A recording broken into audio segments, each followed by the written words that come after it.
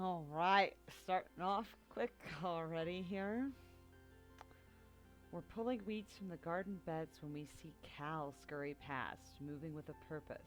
He doesn't even stop to say hello. Aw, we're super following him. You slip through the barn behind Cal. He's so absorbed in whatever it is in the broken storage box he doesn't hear you. I can. You can do it, he whispers. Come on, go, go, go. You creep forward with the barn door creaks closed behind you and Cal jumps. Solana, he says, moving between you and the box. What do you need? What's in the box, Cal? Cal clenches his fists. Nothing, it's nothing. Whatever Cal is going to say next is interrupted by a chirping noise from inside the box. He gasps and whirls around. You both rush forward to look. Inside the box is a pink caterpillar-like creature about the length of my arm, blinking up at me with big multifaceted eyes. Adorable. Its mouth parts wave at you and make a clicking and chirping sound. It hatched, Cal says. Hello, little baby. Welcome to the world. Wait, Cal, you knew what this is? Yeah, it showed up in one of the first shipments of mushwood, he says, rubbing its little nose. Just curled up in a little cocoon. It looked like a dried up leaf, but warm. I didn't want to throw it away in case whatever inside was still living and no one was using this busted up storage box, so...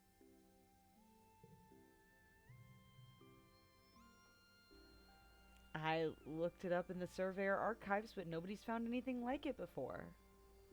It's true. I have no idea what this character is. Oh shit, it's cute. Cal puts the small creature on his shoulder. What are you, little buddy? Cal asks. You look like a big old caterpillar, but cuter. Oh, it's like a little caterpillar bunny. The creature yawns, showing off its circular rows of tiny, even teeth. It nestles against Cal's neck as he scritches it under his chin. Maybe we'll call you a dilly pillar? He touches one of its 6 white-capped feet. Socks. Socks the dilly pillar. It could be dangerous, Cal. Oh, I don't want to be a tattletale, but we did kill a bunch of bugs during the last, like, blackout. Cal pouts. Everything can be dangerous on this planet. Look at her, she's harmless. He pulls a leaf off a potted plant and offers it to Socks, who greedily chomps it all up. See, she's a plant eater. Plant eaters are the good guys like us.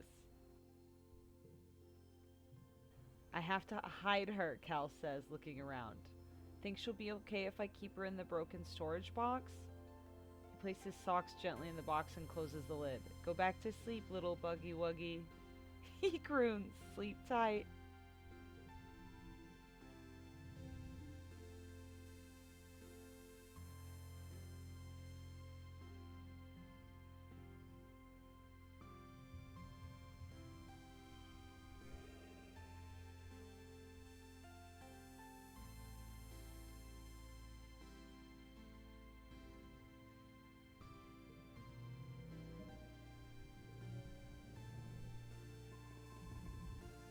Plus 15 stress. So much has happened in the last month since the monsters attacked during the glow. The idea of this planet as a peaceful utopia has been shattered. The security squads are training new members and keeping close watch on the gates. They're reinforcing the walls and even installing new robotic turrets. In class, you have drills on what to do if the colony is attacked again. Oh, and all the excitement you forgot. Today was your birthday. I did. Hi, Kalu.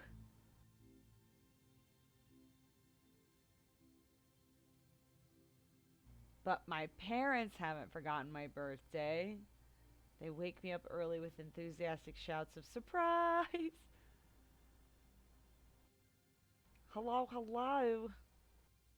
It's my birthday. My parents are surprising me.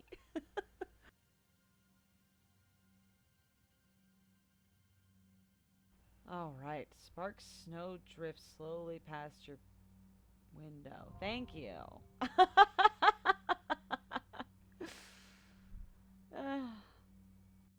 Happy birthday. Oh, what is that?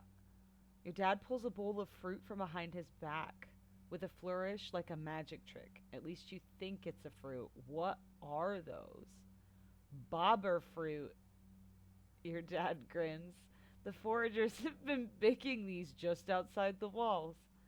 They might look funny, but they're tasty. Try one. No, it looks disgusting. It actually looks like something you'd get off an adult web store. They're tasty. Try one. Huh. You take a cautious bite. The pulp is soft and tastes a bit like lemon, but blue. What? I bet you can't wait to join the surveyors out there, your dad says wistfully. Who knows what else you'll find? Wait, what? I get to be a surveyor? Oh, Solana's not allowed outside the gates, your mom interrupts, her voice sharp. It's too dangerous for kids. Well, I know, but eventually. Aw, Dad wants us to be a surveyor.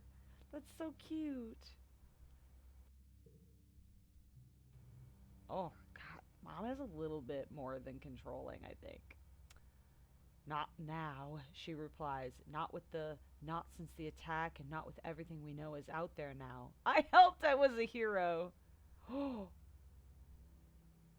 I'm not gonna say that. That'll make her mad. But I also don't want to accuse her of lying either. I'm just gonna say the attack was scary because it was. Your dad hugs you close. Aw, don't worry, tomato head. Why can't he pick a fruit to call me? Your mom reaches over and pats your leg. I know it's scary, but if you do as you're told, blah, definitely not gonna do that. Whap, whap, whap, whap, whap, whap.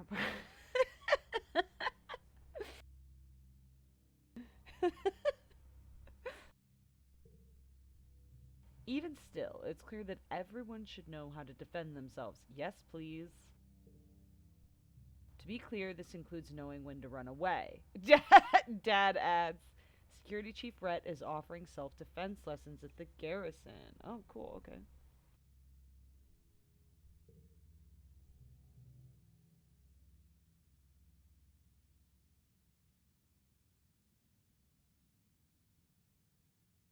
Your mom gives you a stern look. I know your friend Dis has been sneaking out. Oh! If I catch you doing that, I'm going to put a chip in your ear. She's threatening violence. Good God. I could have snuck out with him already. You laugh. What a good joke. Your mom doesn't laugh. It's not a good joke. I don't think it's dangerous if it's not the bloom.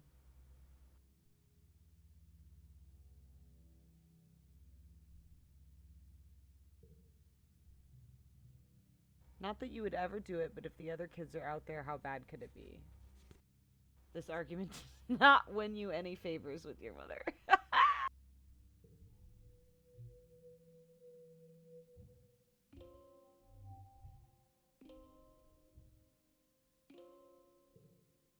I think it's going to be a rest month for me. You're looking a little worn out, my little firefly. Your dad greets you looking concerned. You know, despite what your mom might say, there is such a thing as too much work. Maybe some R&R over in the lounge would help recharge. Aw, maybe I just need a hug. I'll sleep when I'm dead. Your dad throws his arms wide. Well, get in here. Tiger butter? What a weirdo.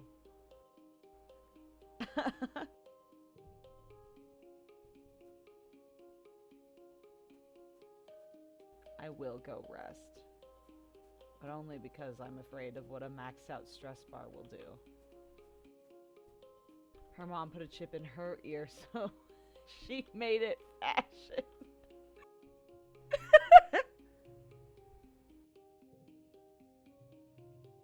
Ooh, who do we hang out with in the lounge this month?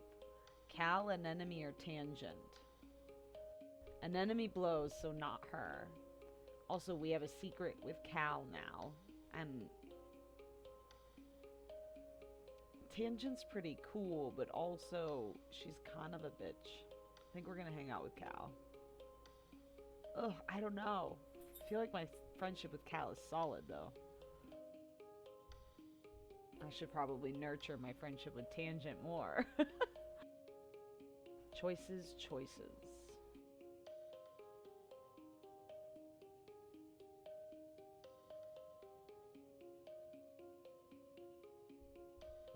Alright, Cal it is. Cal is practicing his hoverboard moves. Yes. Oh, thank you for the follow, Amplified 2000.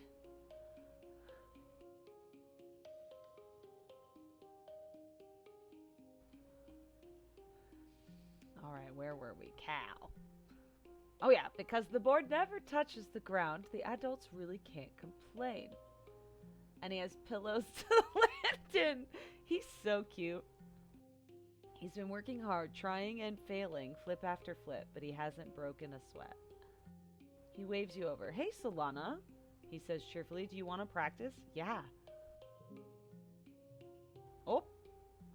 Yay! We practice with Cal for an hour. It's exhausting. You're sweaty and a little sore, but you feel good. You promise him you'll come back this month and keep him company. Minus 100 stress. Great. Oh, no. What do we want to forget? Giggling? Or discovering? Oh, giggling.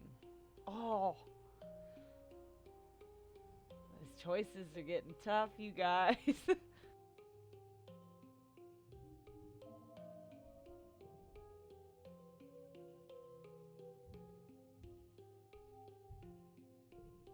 I feel like we're just zooming through now.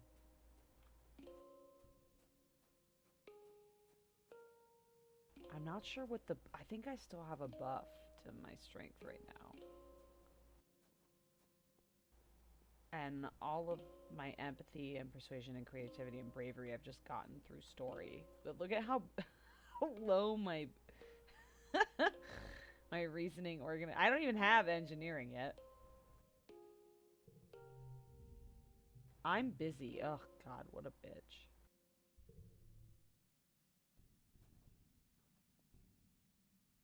I just want to have it all. Do you get multiple planets to choose from? Honestly, I'm not that far. So, right now we're on the one planet. I don't know if that'll change or not.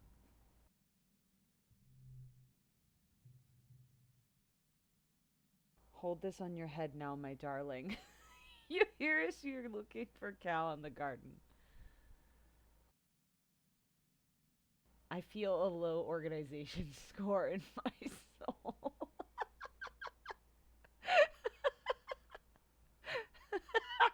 You know, I think can they oscillate? Can the things just go up and down at whim? Because that's what my organization score is like. High reasoning, low organizing is absolutely a mood. IRL, I'm a negative. Whoa, who is this? Cal is sitting with his mother. That's his mom. Oh, I see the similarities now. Auntie Tira, who kneels beside him holding an ice pack to his head. Cal's eyes are a little puffy and he rubs them and sniffs as you approach. Hello, Solana. Tira greets you with a kind smile. Don't worry. Recolkintrance just took a tumble off of something he shouldn't have been climbing. Is that Cal's full name? Recalcitrance? Dude, there's a prettier way to say that. Cal? No, yeah, it's definitely Cal. Recalcitrance. Trance? Mom! Cal complains it wasn't that bad. Are you gonna be okay, Cal? I'm okay, he reassures us. Just bonked my head a little. Mom always knows how to make me feel better. Aw, he says with a boyish smile. Even if I'm old enough to take care of myself. Are you, though? Because, like, you cried a lot when we were being attacked. Like, a lot, a lot. My brave boy, Tira says, stroking his hair. Thanks for humoring me. She looks over at you. Don't let him show off for you, Solana. Ground based feats of bravery only for the rest of the day. Darn it. Tira laughs and wraps him in a big motherly hug, rocking him back and forth. Aww. We got a Cal's strength card because he really loves his mom.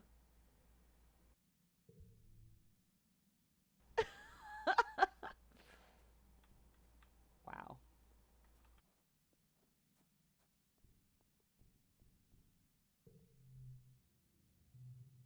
Defense training.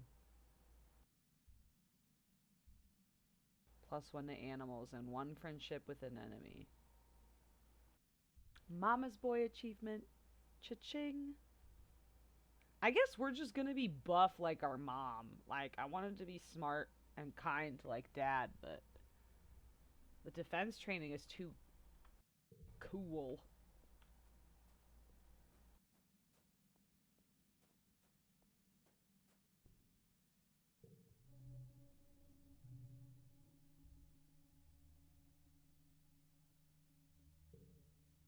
Alright, we'll just deliver supplies then. It's been a while, but it's time to attend a meeting of the Secret Fun Times Club. Mars started the SFC years ago when you were little kids. Tangent and Tammy agreed to join at the time, but then you all got so busy with other things, and then Tammy died.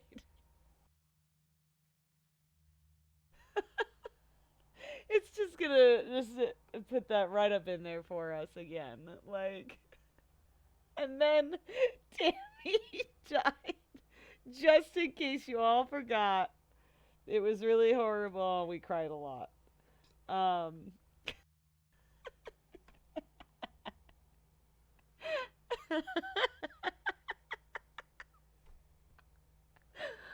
okay, wow. You meet in an unused conference room in command, which Mars says is the perfect secret club. Okay.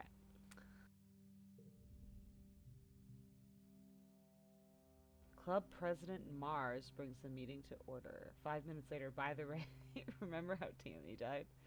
Tragic. Also, I don't want to be in this club. Why did it make me be a part of this club? These are like my two least favorite people on the entire planet. As vice president of fun ideas, it was my job to come up with something for the club to do today. Perfect. I chose making friendship bracelets and bought all the supplies. Love it. Today, Mars announces we're going to make friendship bracelets. And I have an even better idea. We're going to sell them to people for kudos. That's really not how kudos are supposed to be used, but Mars is hard to argue with.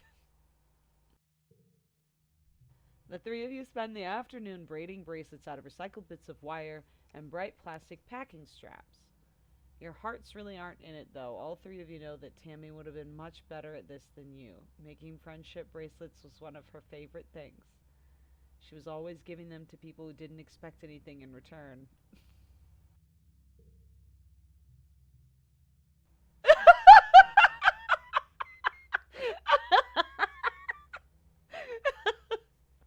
Yeah, just in case you forgot and we're starting to recover from the grief of our best friend dying, here's some salt for the wound. Eventually, Mars calls the meeting early. She takes your misshapen bracelets and looks at them dubiously. I don't know if people will want to trade their kudos for these, but I'll do my best. I'll put the kudos in the club treasury. Meeting adjourned. You ask Tangent if she thinks Mars is actually going to sell them. I think so, Tange tells you, but the club doesn't even have a treasury. She'll probably just keep the kudos for herself.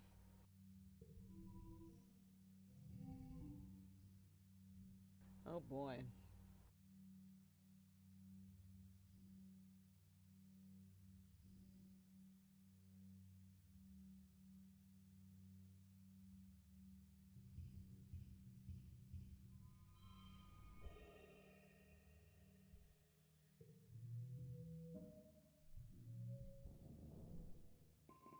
That's a cute picture. Wait, what? Accidental friendship with Mars? Ew. She's so mean. She's so pretty, but so mean to me.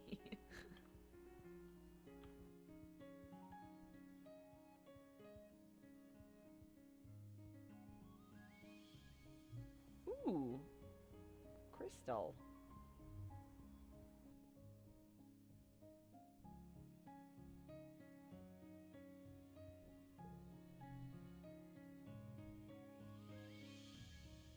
All right.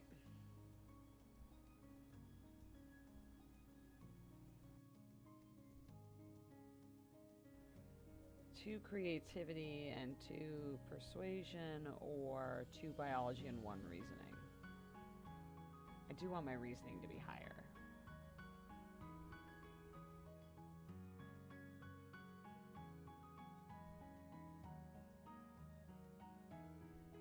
But the humanities one pays off better. Get 3 points instead of 2. Oh no, it's 3. God, Jesus. Nope, 4. Oh, math. Okay.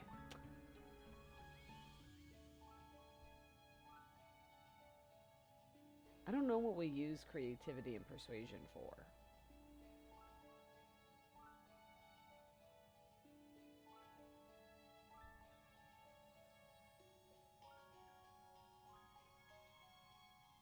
My perception's getting really high.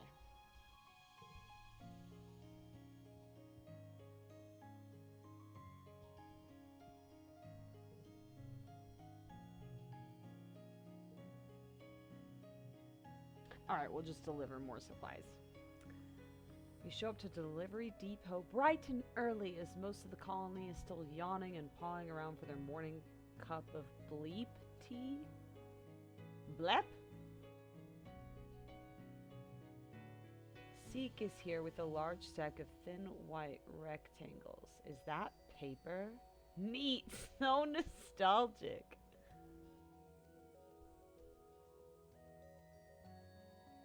Why use paper though?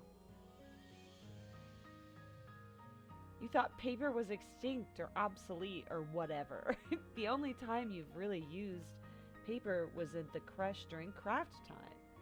Seek pushes the bridge of their glasses up. Actually, they tell you, we'll be using a lot more paper now that we have access to such rich sources of cellulose fibers. Trees, that is.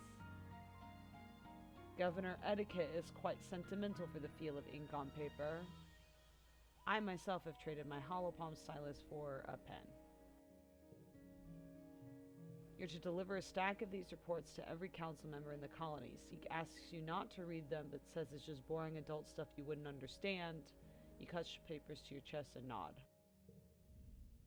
Engineering! Yes! Oh, shit. She looks grumpy. Paper? Dr. Incense is exasperated. The governor's sending messages by paper now? Is this a joke? Tell me this is a joke. You shuffle your feet nervously. Seek seems serious to you. She skims the first page, muttering to herself. And there's sensitive information in here. Of all the superfluous? Oh, fudge. Technophonic sentimental foolishness. You back away quietly. The next stop is the cafeteria. I mean, I don't blame her. Dr. Instance, like, we don't. Sensitive. Antecedent takes notice and carefully. Sorry. I don't know where that came from. Paper? What a strange idea. And oh look, Governor Etiquette's even signed it. What marvelous handwriting they have. I wonder what I'm supposed to do with this once I'm finished reading it, she thinks aloud. Throw it in a dissembler? It seems far too precious for that. I will need a filing cabinet. I wonder, I suppose I can recycle it for craft time. Next up is the expedition's office. Look at how sad he looks still. Tannen meets you outside. He's struggling under the shifting weight of an enormous crate. It appears whatever inside wants out. Sorry, Solana, could you just put them down on that bench? I'll take them inside in a minute. Another surveyor overhears and laughs. The governor's sending paper memos now? Is she really that old? What's next, toilet paper? The moment you put the documents down, a gust of wind picks them back up and flies them everywhere. You snatch at them, but accidentally drop the rest of the stack you're holding.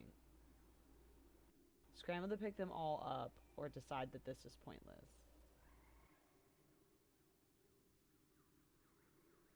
Well, I'm not one to scramble.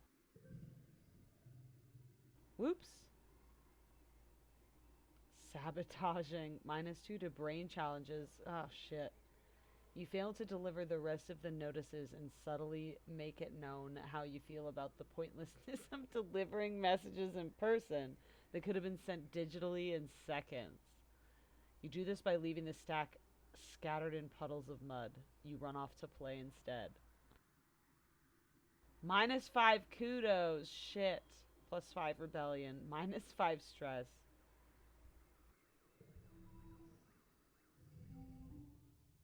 Oops.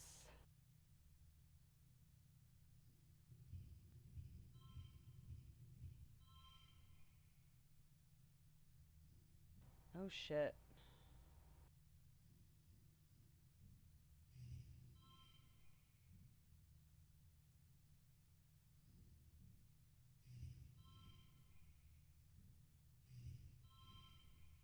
Oh my god, how is that worse?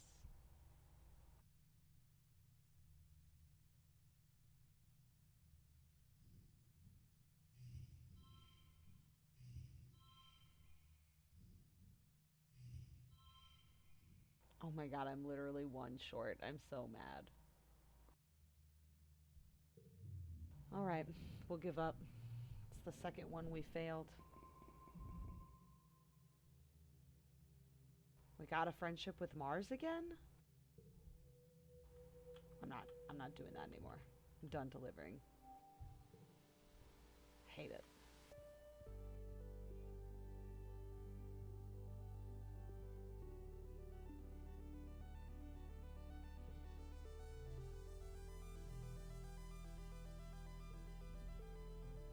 Sports ball. Mars may not be as skilled at sports ball player as an enemy, but she plays hard. She orders people around like a team captain, but she isn't. I know it's not. I know that's not how that sentence ends, but like, it's just. But she isn't so great at passing the ball. She'd rather be a star. Ugh.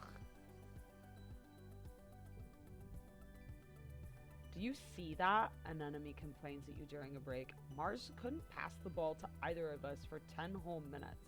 Somebody has to do something.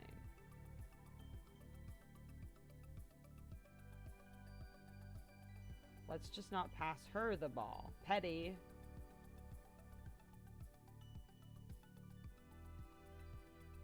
I choose it. For the rest of the game, you and an enemy pass to each other and ignore Mars. She notices, but just assumes you want to be a star too and doesn't give you any hassle. The thing you've learned with Mars is that she loves to be the best, but she doesn't have the kind of ego that makes her mean about it. But she is mean. Doesn't really solve the problem, but it's fun anyway.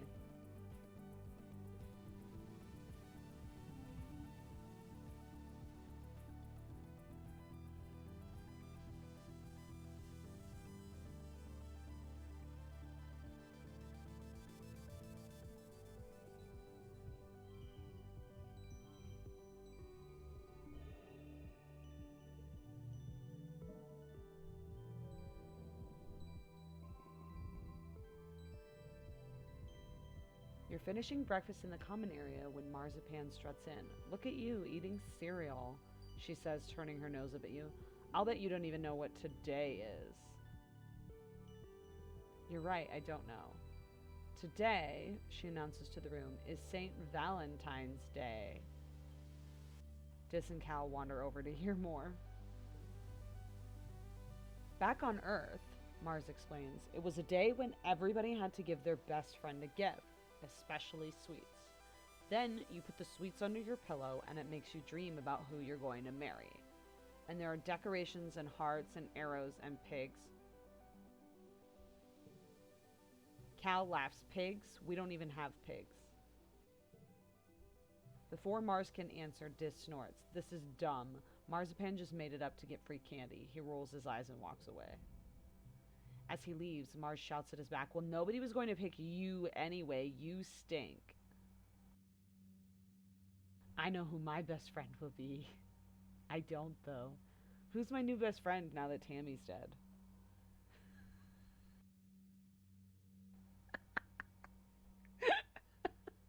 In case you guys forgot. Were you forgetting that Tammy died? Okay, well, it's definitely not Mars, and Dis sucks as a best friend. I regret that he was my chosen one. I think Cal's my best friend.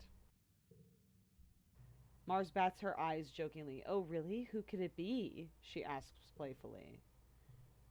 I'm going to tell the other kids about it, Mars says. So you go around and find your best friend and give them a gift.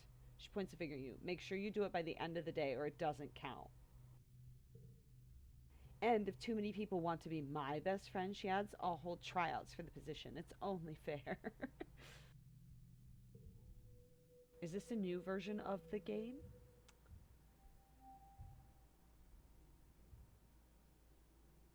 Maybe.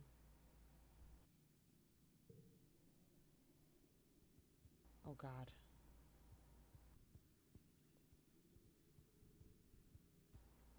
I want to be loyal to Dis, but I just can't. Cal is standing on top of a bluff, carefully pouring a bucket of water down in the dirt on one side. He's covered in mud. Of course he is. Hey, check out my mudslide, he exclaims. He grabs a piece of sheet metal and slides down the dirt pile like he's riding a surfboard. Mud goes everywhere. He jogs back up and hands you the sheet of metal. You try now.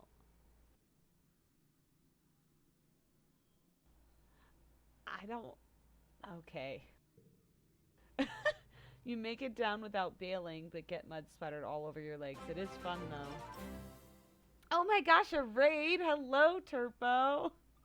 Hopefully Nightbot shall behave. Yay!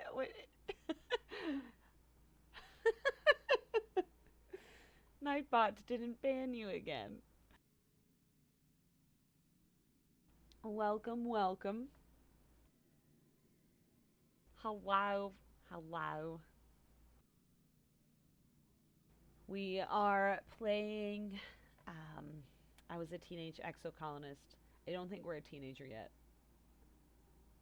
Maybe we are. I don't know what year it is. I'm 11. Hello. Oh, that's a cute little squid thing. Lurker from Beyond. I like that. How goes the game? It's a really good game. I'm in love. Um, we're just sliding down a mudslide, a literal mudslide with our friend Cal. It's Valentine's Day, and I'm supposed to give my best friend a gift. I'm pretty sure Cal is my best friend. We've been through a lot together. But I don't know if I have a gift. Oh my gosh. Could we be best friends forever? Let's say it, and then he'll die. I'm getting a theme with this game. I commit to a best friend, I give him presents, and then they leave. Aww. Thank you so much, Turbo. Aww. Love subs gifts. It is September. You know what? We should gift some more subs. Let's do it.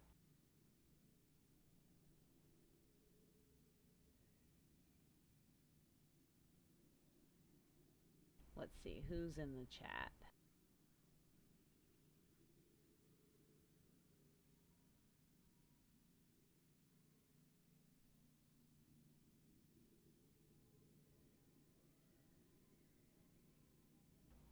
It says it's pending.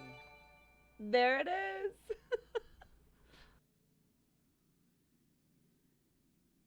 Presents. I love that silly little animation. Welcome to the fan club, Max Flint, private investigator. Aw, thank you very much. I'm very happy with my hair. Oh, Dan's subscribing too? Look at that. Everybody coming in. Who else is in chat? Oh! Turbo! Look at you. That's too nice. Thank you. Out subbing me on September. How dare.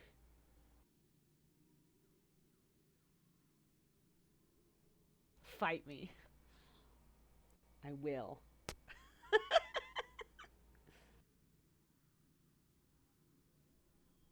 I shall bat you with my fan.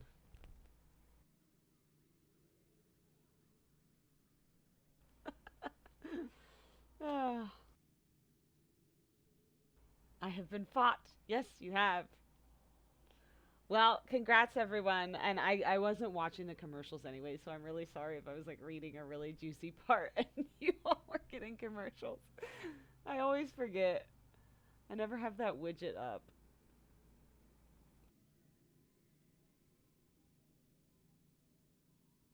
All right. We're committing to be best friends with Cal forever, right?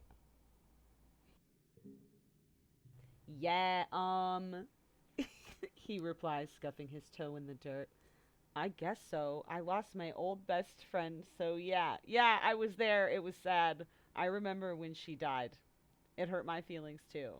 Because she wouldn't be my best friend because she was already your best friend. So,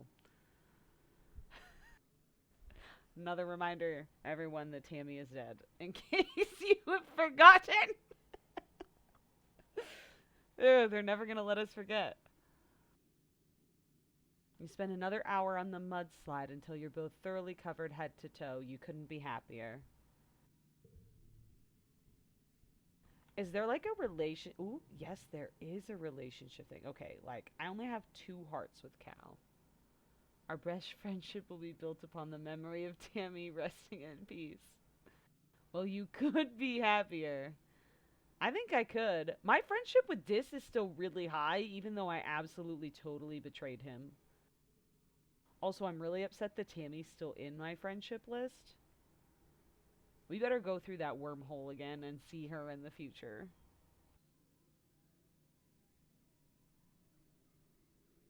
Oh man, Calm's on here. Friendship never dies, unlike Tammy.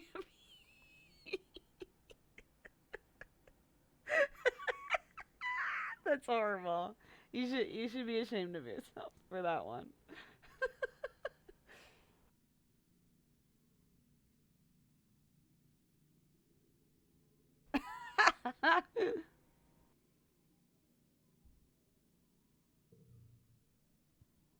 All right.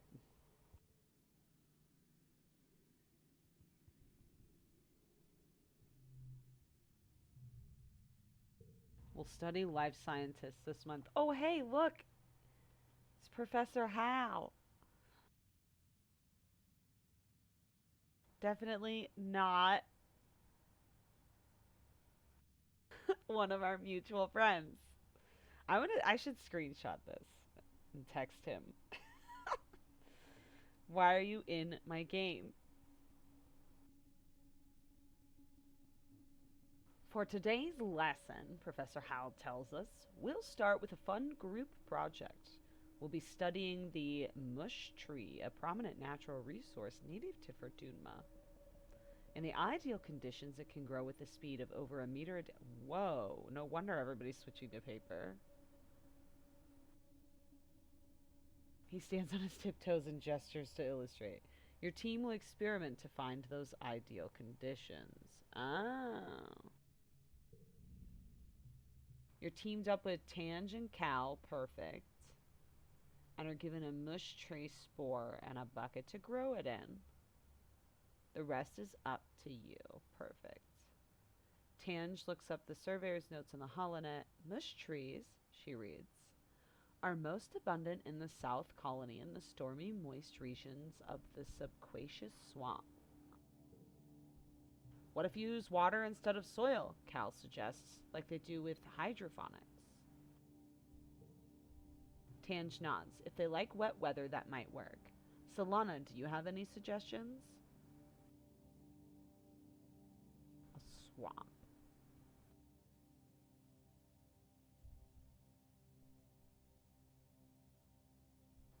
I don't know if the pH is higher or lower in swamps.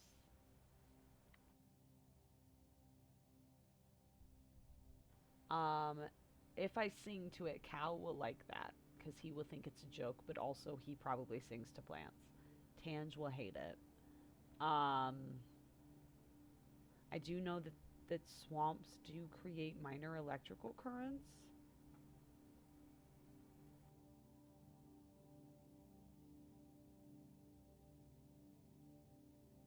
But I don't want to do all of the above.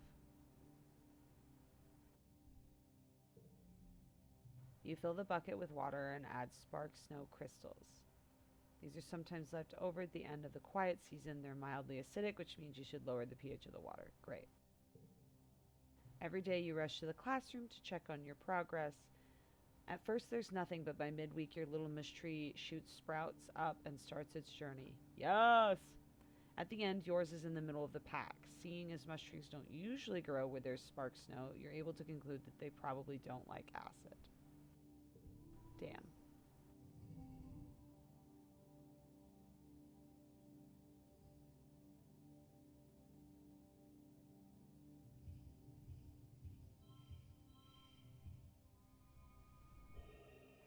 Yes.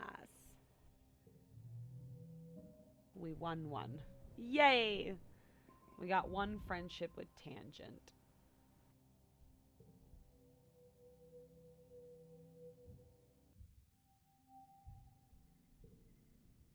Woo! Early dust. So then I trapped it in my room, an enemy says, telling you all about the bug she saw in her quarters. Its wings were as big as my hand, and it had feelers like, wah! It was bouncing all over the place, like boing, boing, boing. She gestures excitedly, swinging her arms over her head. The bugs were so big, and they were everywhere. I was going to give it to Tange, she says. She loves gross bug stuff, but she said I should just let it go because if it stung me, I might get weird mutant powers. I mean, other than the one I already have. And I wanted to see if I got even more weird mutant powers, so I started jumping around off of higher and higher things until I was jumping off the back of the ship. And I got so much trouble. It wasn't even that high. She stops in her tracks. Hold on, she says, stooping to rub irritably at her knees for probably the 100th time in the past 5 minutes. Ugh, I'm gonna die. I busted up my knee and it's so itchy when my scales grow in. Annie, don't pick at it. Chief Steward Antecedent's voice rings out across the garrison yard. Pleasant but firm, it instantly transports you back to being in the ship crush, tugging on your skirts and calling her auntie. An enemy jumps and stands up straight, her hands flying to her sides.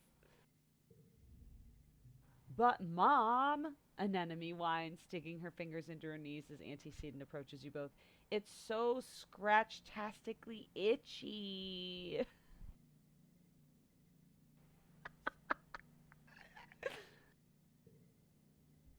I know, lovely, Antecedent soothes her, patting down her riotous red hair. But the more you pick at it, the thicker your scales will grow in. An enemy tucks her hands under her armpits to keep from scratching. But what if I wanna have cool scales? She pouts.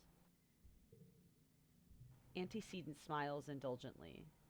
At this rate you're going, I'm sure you'll be covered in them before you know it. No need to rush.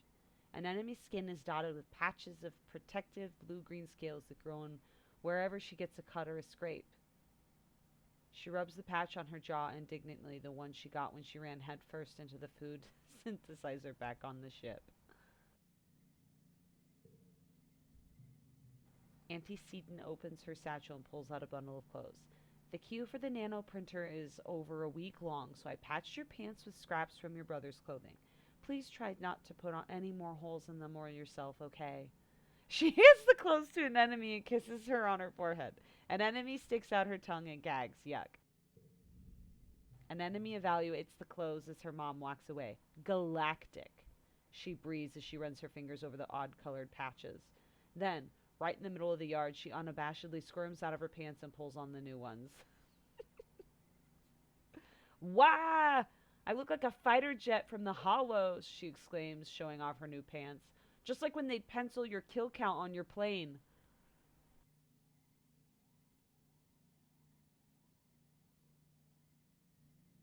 That turned dark pretty quickly. Like a really cool scar. An enemy grins. Yeah, you get it. My pants are scarred, just like me.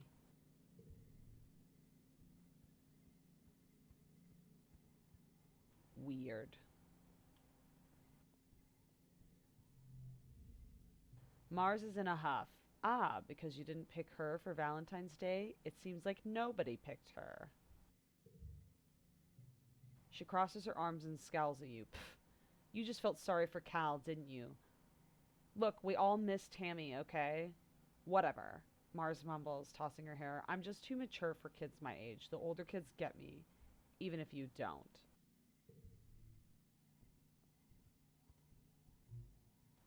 Sturdy mushwood log. No, Cal is awesome. Expeditions. You step through cautiously through the colony gates. Someone needs to start a count. I think we're at like 3 or 4. 3 or 4 what?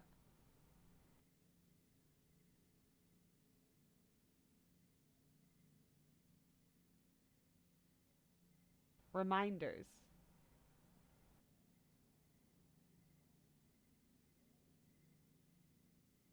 Reminders? For what? I have no idea what's going on. Oh, about Tammy?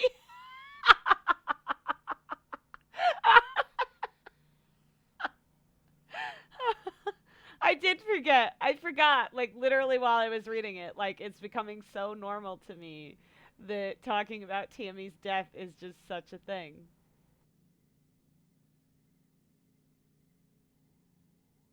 I'll have to get a counter for the stream. I'm going to leave a note for myself.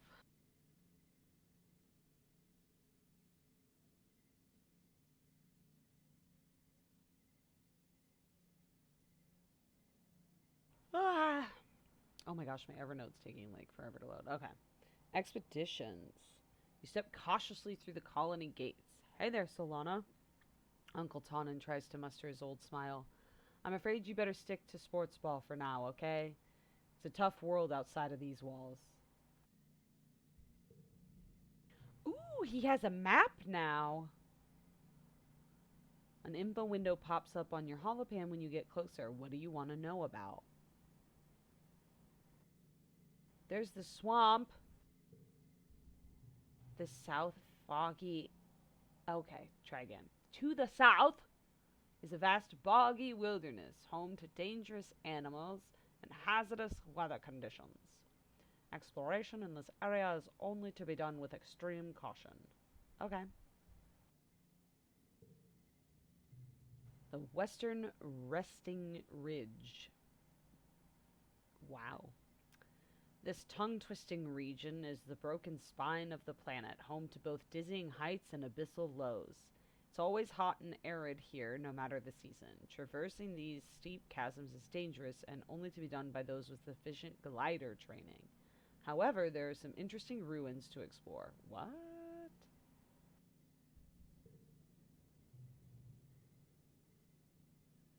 My brain can only see Prozac. Is it Prozac? Planes. Lie. Prosaic? Yeah, that's it. That's what it is. Prozac. Nope, it's done. It's Prozac. Pro. Yeah, no.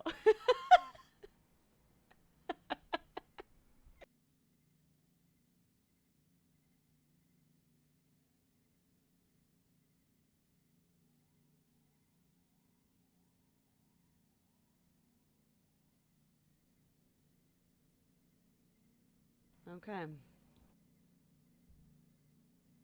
The prosaic plains lie far to the north of the colony, where the higher elevation and natural tilt of the planet makes bromidic snow fall more regularly in every season. Though prone to sudden storm flurries, the plains are a relatively safe place to explore. Okay. Herbivorous? Herbaceous? Herbivorous. Xenofauna. The Valley of Vertigo is a low-lying trench to the east that's dense with pollen-producing trees. Oh my god, my dad cannot go there. There's a wide variety of edible food here, both plant and animal products, leading to some of the explorers calling this place the breadbasket of Vertutma. Okay, great. Ooh, a bestiary. Oh, the eye beast. Dog-like creatures with rippling, oily black skin and multiple ocular growths all over their bodies. I'm sad there aren't pictures. The float cow? These cumbersome looking creatures are actually lighter than air due to the helium sacs on their dorsal and ventral sides. Careful balancing of helium and urine allows them to control their elevation. Urine?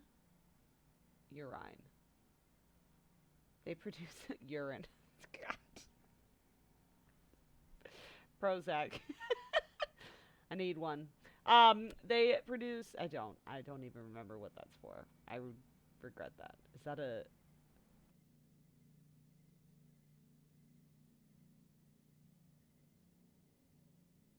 Oh, it's a depression. Oh God, I'm sorry. I joked about that.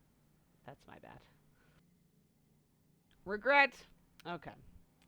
They produce salty, high protein, milky substances for feeding their young that is nutritious for humans. Hope Eye. Communal creature with two disparate sets of eyes and one strong foot. Creepy. A manticore, highly intelligent and predatory. Their plumage changes according to the season. They're entirely dangerous weapons. Do not approach. Do we want to sneak out? The only reason I want to sneak out is because Mom told us not to. I'm going to do it.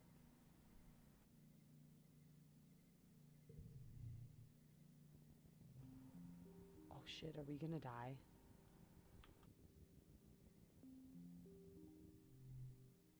You slipped through the drain pipe and out in the colony before anyone saw you. Anyone, that is, except for a dark form watching you from the trees nearby. Is that Dis? He turns and disappears into the jungle. Now you're sure of it. It was definitely Dis. He's not allowed outside of the colony either. We follow him. You scamper after him through the bush, heedless of the branches and brambles scraping your arms and legs. Without a proper envirosuit, you get all scratched up. This kid is fast. You quickly lose sight of Dis and can't find his trail again, but you learn something by trying. What a little what the? Oh God, it's so cute. Hey, we talked about this little thingy. Look at how cute it is. Your way is blocked by a strange small creature with 1 foot and 4 eyes, 2 of which blink sideways on the top of its head, like frog eyes. This must be a hop eye. You've heard people talk about them, but you've never seen one up close. It's running around in circles, but stops if you take a step forward. It hisses at you. You didn't know hop eyes could hiss. Animal challenge. What's an animal challenge? Do we want to get absolutely destroyed by this little hop eye? It took me longer than I should to have seen the frog-like eyes. That's okay, Kailu.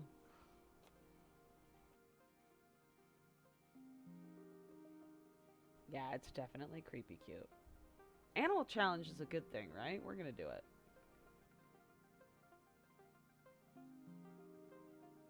kind of want to bully it, though.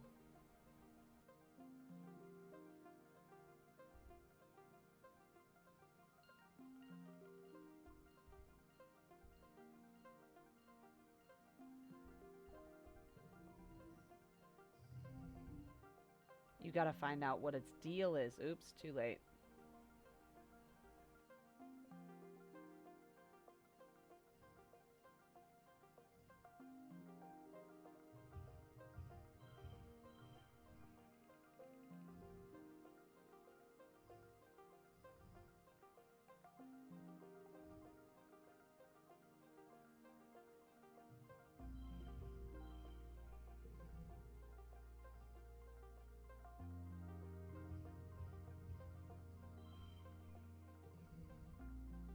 Card games.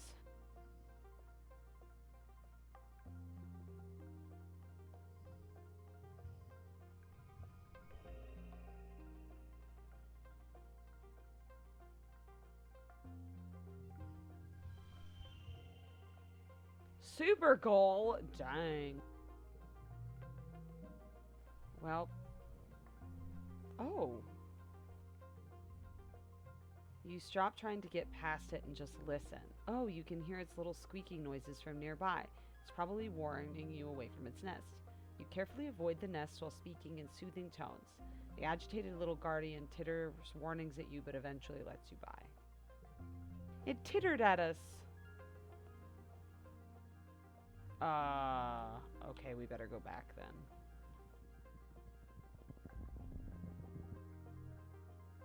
You leave the path and sneak through the stand of mush trees and one of the little sawmills dotting the area.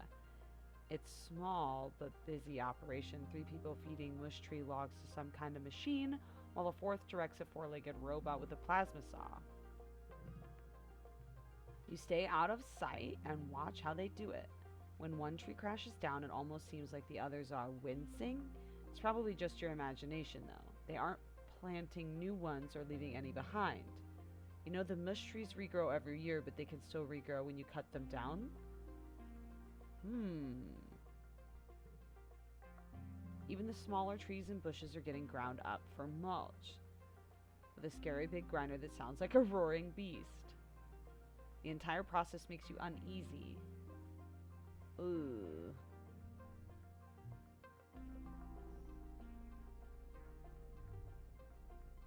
Perception level increased. I get all collectibles glow.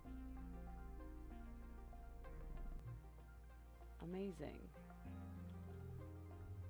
You sneak up to the expedition's office at the colony gates. Nobody has seen you yet.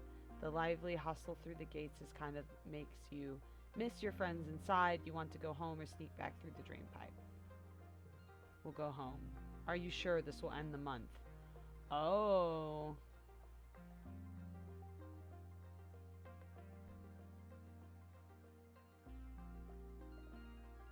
Nah, let's wait until our stress gets a little high.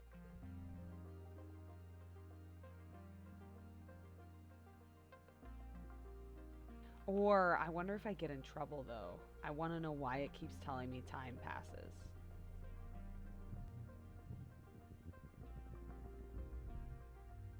The path here is engulfed by a dust tornado. It whirls. Oh no. Perception challenge. Well, that's what I'm best at, so...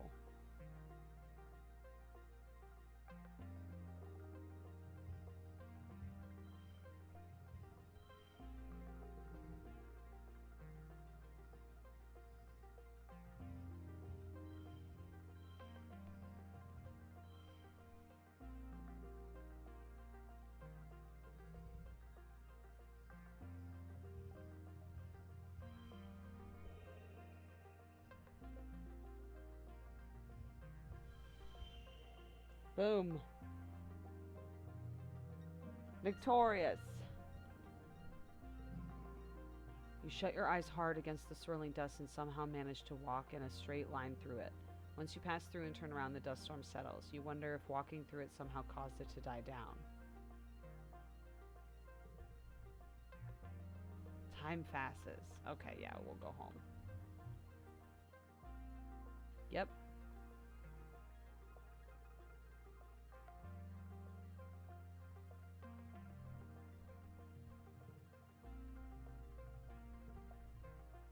Awesome. Then we'll take a rest month.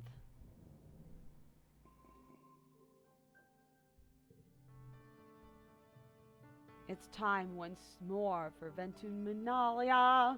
The mood of the colony has been muted this year, ever since the attack during the glow. Though everything is still cheerfully decorated and the feast table is still heavy with food, mostly soy rations, this so many consonants. Just feels different in a way you can't describe. The colonists gather to the square of Governor Etiquette's speech. Oh, God.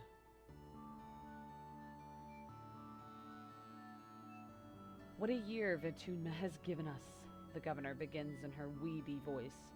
I stand before you. I don't know how to do a weedy voice. I stand before... How do you do old lady voices? I stand before you, so proud of everything the colony has accomplished in such a short time. I have always hoped that we would bring with us the best facets of humanity, cooperation, resilience, creativity, and the events of this year have given me no reason to doubt my convictions. These creatures were unexpected, but I urge everyone to consider what it means for life here. If Vermeer can sustain megafauna, then it means conditions are good for us as well. Our friends in the geophonics are already working on the logistics of domesticating the wildlife. Your dad, as seasoned cultivator, stands and gives a sheepish wave to the crowd. There is a smattering of applause. Mars elbows you. Hey, she whispers, did you hear? My dad says Etiquette's going to announce the depot's open to the public. You shoot her a questioning look and she rolls her eyes. You know, shopping? Somewhere to spend all the kudos you've been saving up? There's going to be candy and toys and makeup and nice-smelling soap. Not the boring kind, the communal showers. You understand the concept of shopping. They do it in the Hollow movies from Earth, especially the ones Mars likes. But you've never actually done it. The colony provides for everything that you need, but it would be nice to buy yourself a treat. My dad gave me an allowance, Mars says, shooting you a look of pity. It's too bad your parents make you work for yours. What a bitch, I hate her. You and Mars tune back to the speeches just as Etiquette is predicted, announced, and opens up the general store. Mars gives you a knowing look as she claps.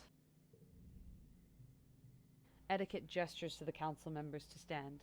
Finally, the council remains unchanged for this year. We are, as always, proud to serve you and the colony as your government. The music starts up as Governor Etiquette finishes. Thank you all for your hard work and your perseverance this year. Together we build the future. The crowd disperses and sets up the annual games. Just like last year, there's a talent show, a science fair, bot wrestling, and now an obstacle course. Which do you participate in? Bot wrestling again.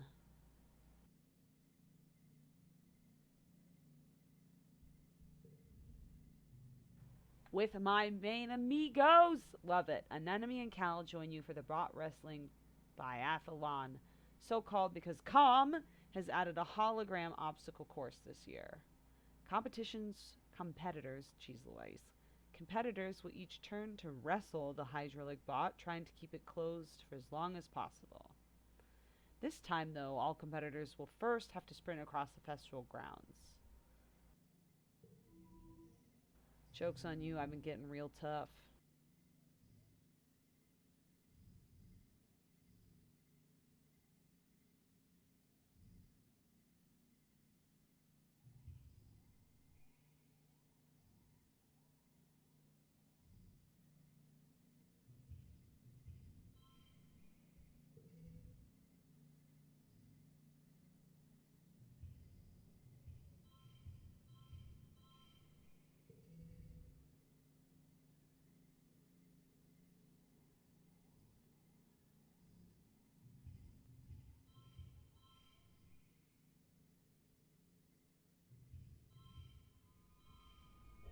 Ooh, so close.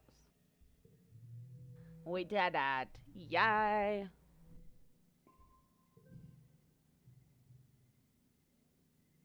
Wow, look at you go. You do it. Look at that little animation.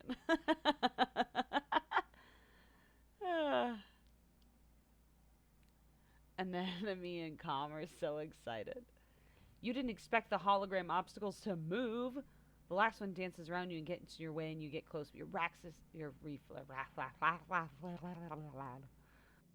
But your reflexes are fast enough to dodge it. Oh man, Calm is so cute. Calm hoots and hollers proudly at you when you absolutely destroy the competition. Even an enemy has to begrudgingly accept that you beat her fair and square. She shakes your hand and tells you she'll win next year. After the festivities are over, everyone takes time off for a much needed break. Mars organizes a water fight that takes the whole colony, even the adults. It brightens everyone's spirits, even in the thick heat of dust. Unlock relax on walls in the garrison. You end up on top of the western wall with Dis, launching water-filled poof shrooms down in the unsuspecting anemone in the sports ball court below. The walls seem like a neat place to hang out and relax.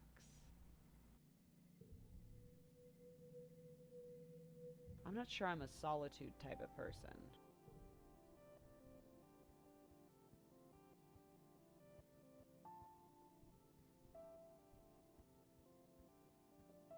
Sneaking out was way cool. Oh, I'm popular.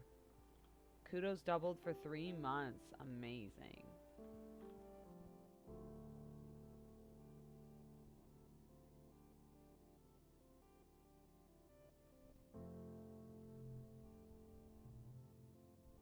Ooh, I can register for engineering classes now. I don't want to be an engineer though. I want to be a surveyor. You're bringing up supplies to medbay when you see something unusual. Tangent curled up on the bench, her head pillowed and rolled up in a lab coat. She's asleep! You stop and stare. You never see Tange sleeping. She's so busy. You're so surprised she even has time to nap. You leave her in peace, but you bump into an enemy. Whoa! An enemy says. She hardly ever sleeps, like just a couple of hours a night. Is she sick or something? I'm so jealous of her genetic enhancement, an enemy says, rubbing one of the scales sprouting from her jawline. She hardly needs to sleep at all. She probably stayed up all night studying for this morning's test. Shh, an enemy, let her sleep. Tange's hollow palm beeps in a soft alarm. She sits up and stretches, looking totally refreshed and alert. She sees you watching her, and she looks annoyed. Just a power nap. No reason to gawk. That was weird. Card becomes mental blue.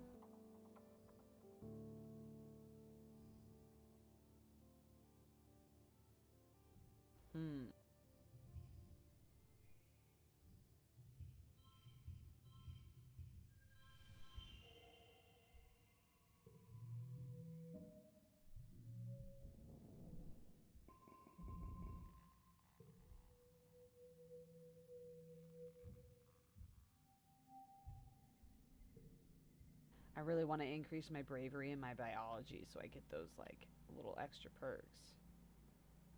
We sneak out to do that, though.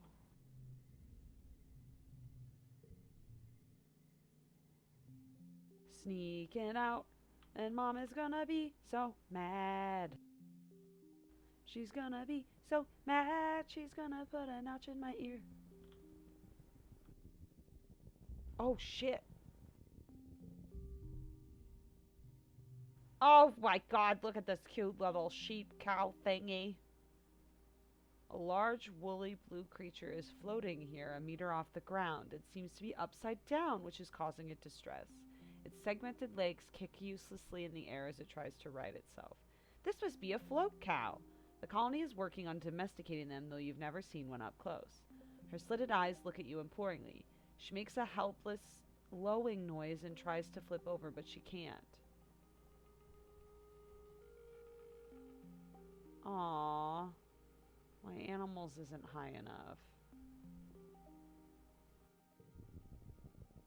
How do I get my animal stat higher? At the top of the rise to the east, you think you spot someone watching you. They're dressed in black. Is that Dis? They look too tall to be Dis. Maybe another surveyor? You blink and the figure is gone. I learned my lesson last time. It's definitely my imagination. The wilds out here are a bit spooky, but you aren't scared. Yeah, I am. I super am. Dis! You spot Dis sitting in a clearing, but not before he sees you first. Instead of sneaking away, he stays still. Like it's totally natural to be sitting in the middle of a jungle. Now that you think about it, you're a little glad to see him. You are so far away that you can't see the walls anymore. It's really weird out here and it's getting late. He stares unblinking at you. Hi, Solana. He seems to be in a good mood, something you see very rarely. Did you see Utopia out there? Chief Surveyor Tannen is easy to sneak past, but Utopia is like X-ray vision eyes or something.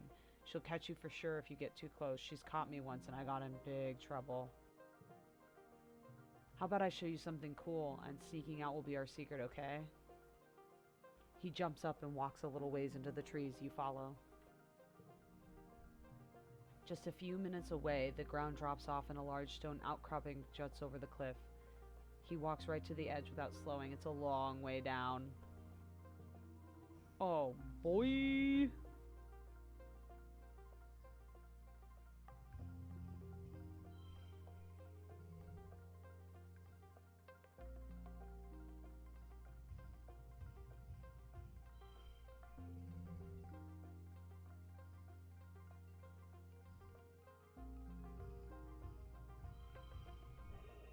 Booyah!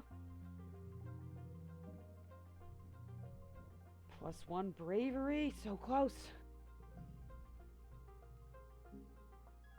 Whoa, that reduced my stress? Increased my perception, gave me a memory, and increased my friendship with Dis. Heck yes. You bravely step onto the rock and walk out to the edge with Dis. You both sit down, feet dangling over the precipice, and look out over the amazing view. It's incredible. You snap a picture with your hollow palm, but you don't share it to the net. This is yours secret, yours and Dis's. Pretty.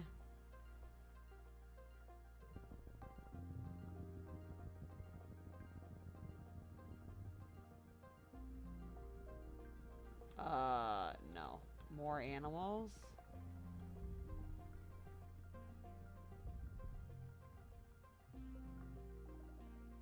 Oh, it's so cute. It's like a dinosaur horse unicorn thing. There in the clearing is the most majestic creature you've ever seen. It's like a unicorn from your dad's storybooks, but with leathery reptile skin that shines in the light. It moves softly like it doesn't even disturb the ground. But it could be dangerous.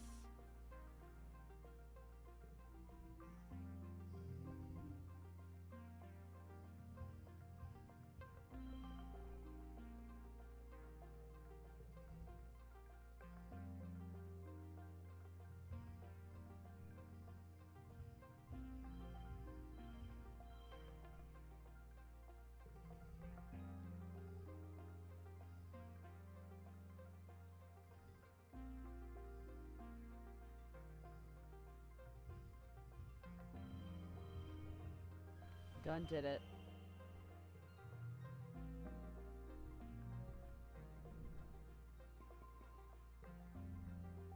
As you settle in to watch it from behind a strand of mush trees, the Unisaur looks up towards you, startled by your movement. You try to hold perfectly still and quiet your breathing.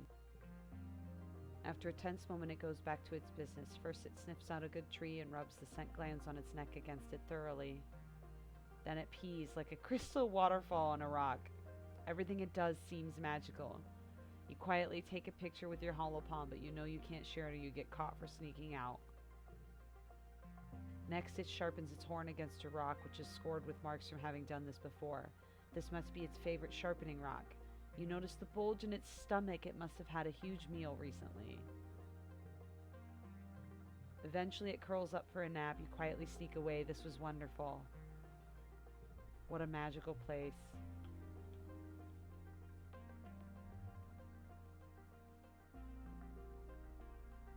I'm afraid of the other one.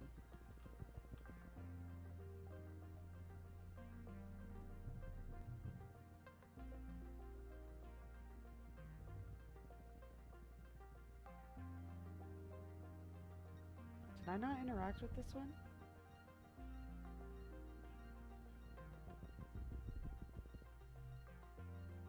Some farmland has spilled outside the walls. The fields don't look like they're doing very well. Nobody's around right now. In fact, it looks abandoned. There are some meager looking crops ready to harvest, but animals are starting to get at them. You pull up a handful of wrinkly tubers. They're probably supposed to be potatoes eventually, or maybe yams. It's hard to tell. Weird.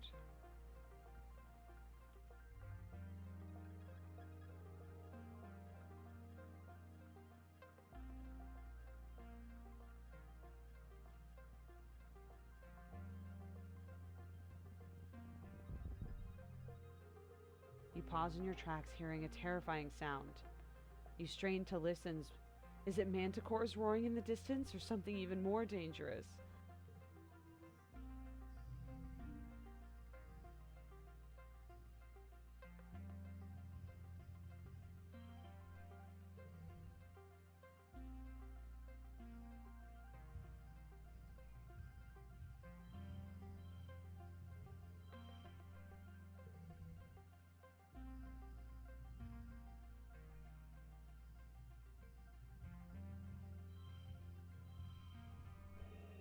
Yeah.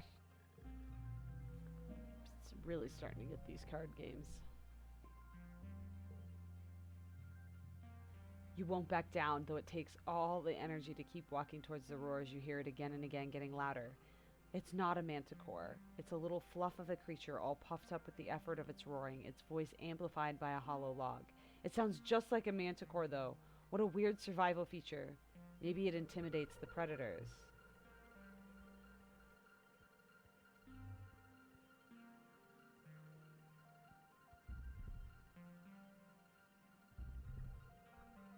Ahead of you, the road curves right, and there's a steep hill leading to the left. You bet there's a really great view.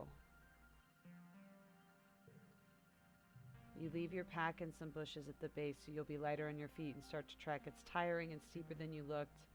Oh boy. And just imagine a hop eye screaming into a fuzuela. The view from the top is spectacular. You see all the way to the colony walls in one direction and down a small little sawmill on the other. Then you spot it, the rock, the most perfect boulder you've ever seen, teetering right at the edge of the slope you just climbed up. It's almost as tall as you are and must weigh at least 2,000 kilos. But it's practically teetering there. No way!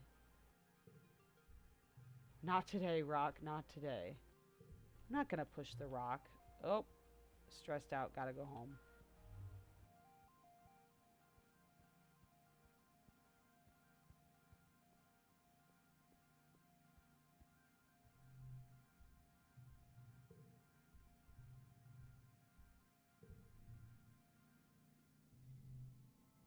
You crawl through the big drainage pipe behind the sports ball pitch, carefully sliding the metal grate back into the place behind you. Check that the coast is clear. Good thing, too, because Uncle Tonin is passing by you on his way to the garrison. You curl up in the shadows and wait for him to leave. Did I get my bravery? Oh, so close. Look at how high my perception is.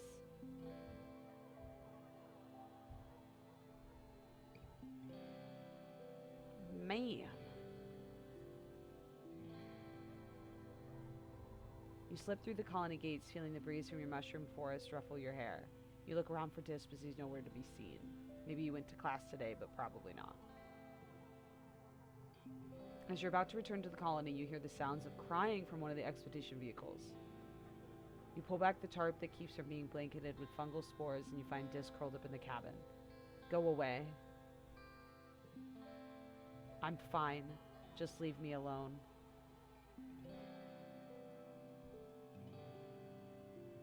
Do you want to talk about it? Why don't you go ask my sister? Tange is so mature, she knows everything. I'm just a little sensitive crybaby who doesn't know anything. Dis wraps his arms around his legs and hides his face in his knees. I hate her. Everyone thinks she's so smart, but she's just a big meanie. I hate everyone here. I hate being here. I just want to be left alone. He rubs his nose on his sleeve. Except for you, I guess. Sometimes it feels like you're the only person who's ever tried to be my friend. I am.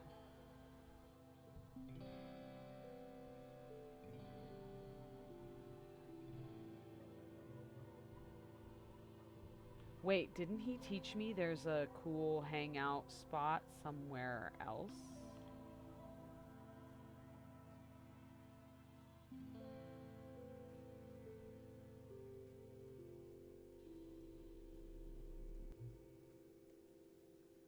Where I can relax in solitude that isn't the creche?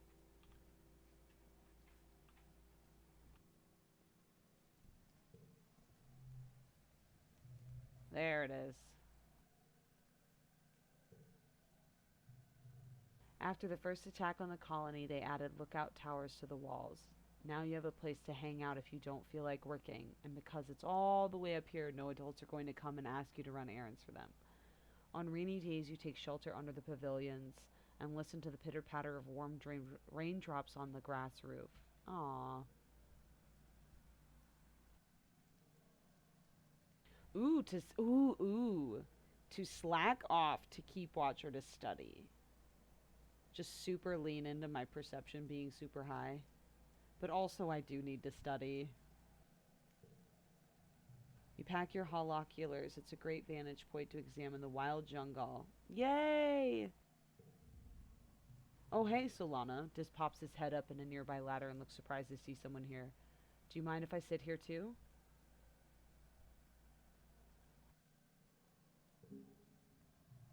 The two of you dangle your feet off the side and watch the valley below. Dis shuffles a little uncomfortably, but he doesn't say much. You wonder if this was his private spot to be alone before you discovered it. Aww.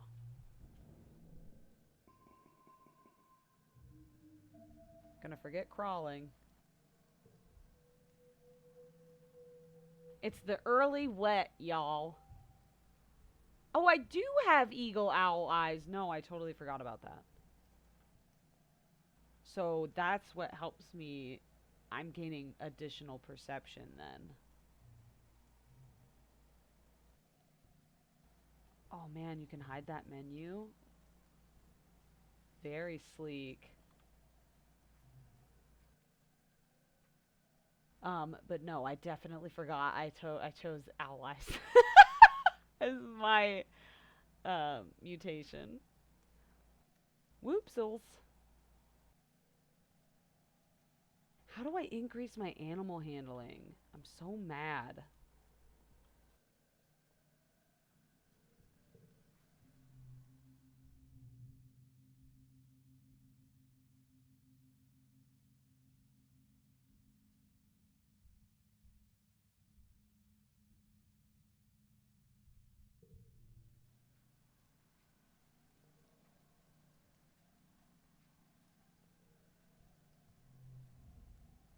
You spot your dad. See, I need animal 20 or greater to help my dad with the animals. He zooms his hand across the field like a spaceship, then looks over with a dreary smile. Hey, kiddo, he says. Sometimes I can't believe we're on solid ground after 20 years in space. It doesn't feel real.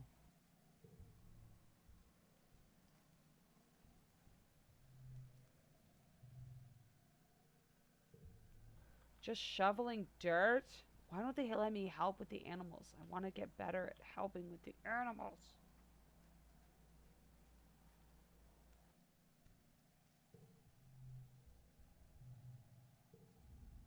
Fine, I will join Cal in a particularly fragrant pile of compost. He's using his hoverboard as a wheelbarrow. Gross. Don't you just love this? Cal asks excitedly.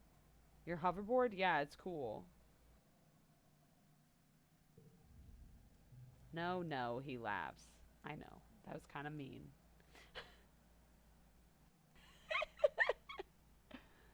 He waves his arms, dirt encrusted up to the elbows.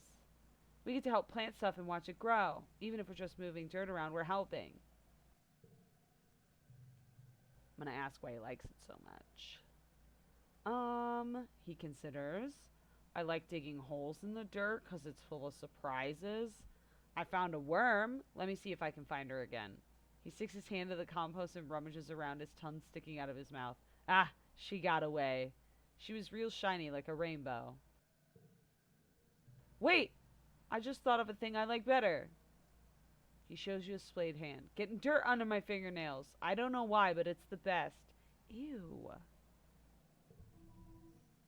What a little weirdo.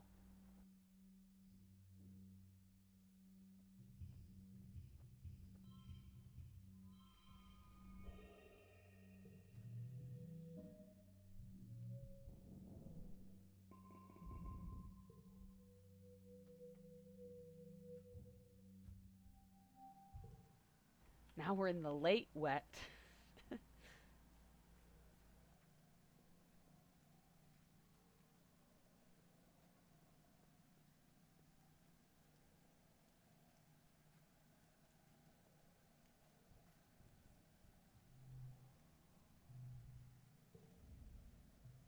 Forgot we haven't done any defense training. Well, maybe how many friend points does everyone have? Oops. Oh, gosh, what is that? Redeemed a stretch. Okay, yes. Weirdo BFF. I'll have to check everybody's friend points. Where do I do that here? Yep, Cal. Look at how high.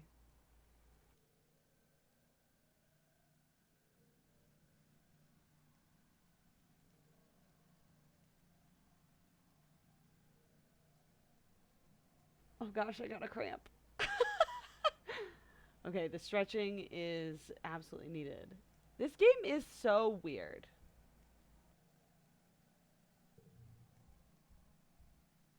We're learning self defense. Okay, hello. You could be walking along thinking you're safe within the walls, and a flying animal could swoop out of the sky, and then what do? Rhett chops the air with his hand. I'll tell you what you're going to do. You're going to chop that beast right in the throat. Hi-ya. If my mom notches my ear like his, I'm not gonna be mad. Judo! Hi-ya! And then I'd kick her, sir. He points to the assembled class. But only if you learn what I'm about to teach you, and the only way to learn is by doing. Who wants to volunteer? Huddle with an enemy for strength. An enemy is gonna step forward, so I want to do it before she does. The security chief doesn't scare you, or so you pretend. He's the biggest adult you know, and he's intense. You step forward, and Rhett nods as he crouches down. Okay. I'm a manticore stalking you through the forest. What do? Kick it in his face. Oh, you try to kick Rhett. As he approaches you, he easily grabs your foot and flips you to the mat. Ouch. Wrong. Use your bane. First thing you do is call for help. Then you run. Damn it. Rhett grabs your forearm and hauls you off the ground. Only engage with the enemy when there's no other alternative.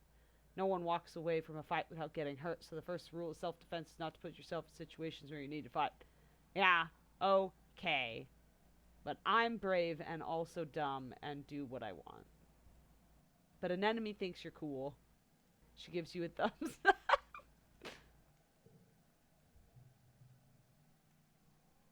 Once you've learned situational awareness, we'll move on to hand-to-hand self-defense. Drawing up a variety of martial arts. Only when I'm confident that you're ready will we advance for weapons. Wow.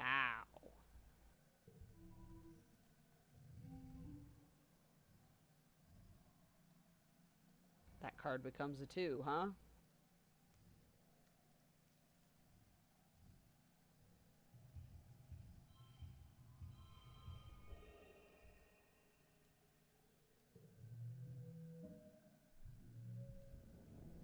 Oh, that gave me +2 animals. Boy. There's a commotion in the square. An expedition's vehicle is driven through the gates and is idling in the middle of the square, an unusual sight.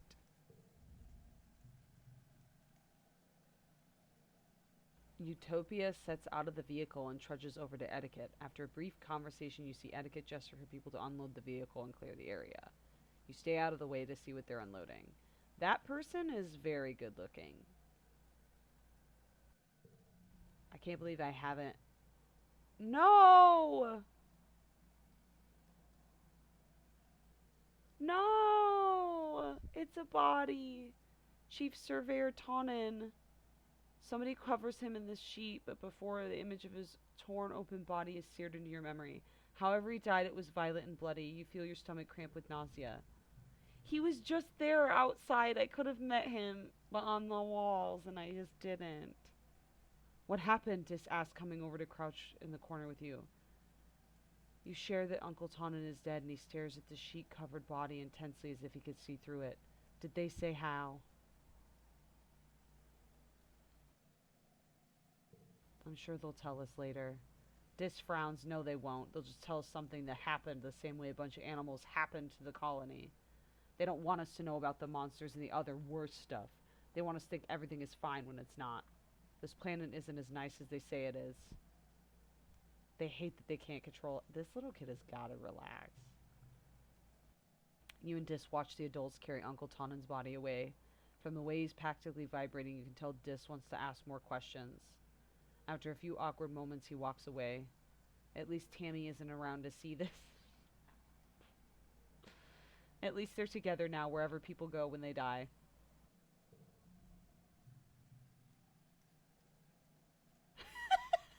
Add it. Add it to the tracker. You watch Utopia bend over and get a hug from Etiquette, wiping her eyes as she finally cries. Etiquette has never been the most comforting presence in your life, but it seems to help. Utopia will probably be the next chief surveyor. At 24, she's the youngest council member. She was only a toddler when the stratosphere left Earth. Apparently her sharp eye and hoverbike flying skills are the best.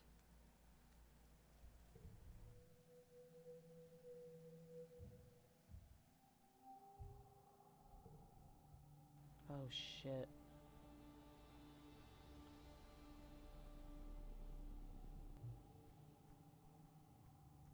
Crystal cluster.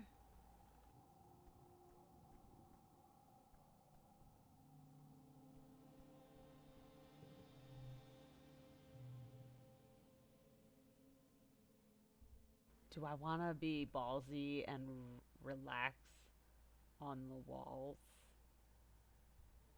Or learn more defense training?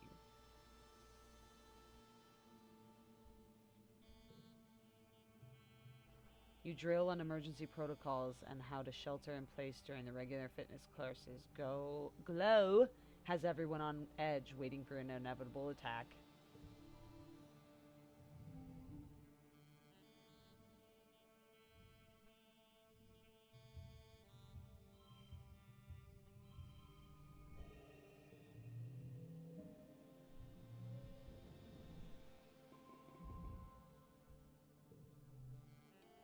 It's been a quiet glow, but the grim, surreal darkness of the season reminds you of last year's violence.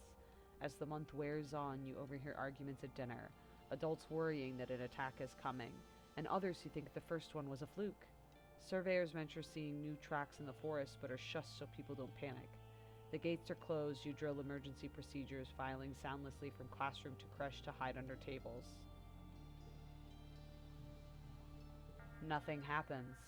But just then the glow is starting to wane, the toxic purple spill and the wormhole fading as the suns almost rise past the horizon again. The sirens start. You're reading a holonovel in bed when you hear them, followed by the stomp of boots down the hallway to your quarters. An alert flashes. Shelter in the creche, this is not a drill. You get another message from your dad. Me and your mom are going to stay in the greenhouses. We're safe. Just follow Auntie Anne to the creche and wait for us, okay? Don't worry, we're way more prepared than we were last year. Stay safe, love.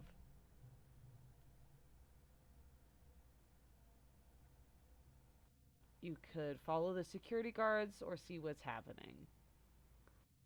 So last year, we ran to our parents. I think maybe we should just be smart this year. Dad told us to.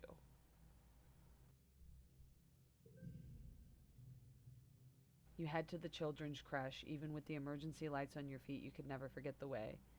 Once you get there, you spot Tangent and Dis huddled together on beanbag chairs. Dis is stone-faced as usual, and he's holding Tangent in his arms.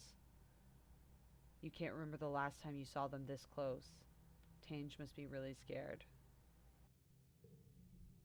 You take a seat on the beanbag chair and wait. Other children filter into the room after you. Anemone, her little brother Nougat. You don't see him, so Cal must be sheltering with your parents in the greenhouses. You hope they're okay. It's so dumb they won't let us outside, Dis grumbles. We live here too. We deserve to know what's going on. They're treating us like little kids, and I'm not even scared. You search his face to see if he's lying, but his mood is sincere. Tangent smacks his arm. Don't be ridiculous, she snaps. There's dangerous animals out there.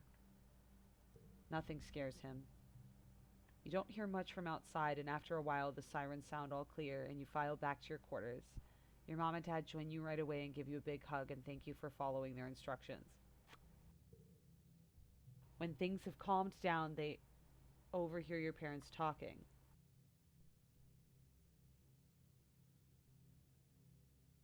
I'm not going to be the first to congratulate Rhett, but all of his defense improvements are exactly what we needed.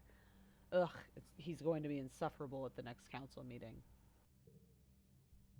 Your dad pats her hand. Credit where credit's due, Flulubel, he says and smiles despite herself. Could have been worse. Your mom nods. They both sit in silence before your dad speaks again. Poor Hal. What a way to go. Your parents startle. What? Professor Hal? Yes, Pumpkinhead, your dad says. Yeah, they're going to announce it in a few hours after everyone's had a chance to calm down. He didn't make it. Oh my god. What happened? Don't worry about that, your mom replies, shooting your dad a look to keep him from talking. It's adult stuff, okay? You guys wouldn't be able to go through the engineering wing for a little bit, not until it's decontaminated? You curl up quietly to think. Professor Hal can't just die. He can't just be gone. He's your teacher. The engineering wing is where you take classes. You can't imagine something bad happening in a safe space. My mom is such a bitch. Why doesn't she tell me things? That was a year, though. We increased half hearts with everyone except Mars.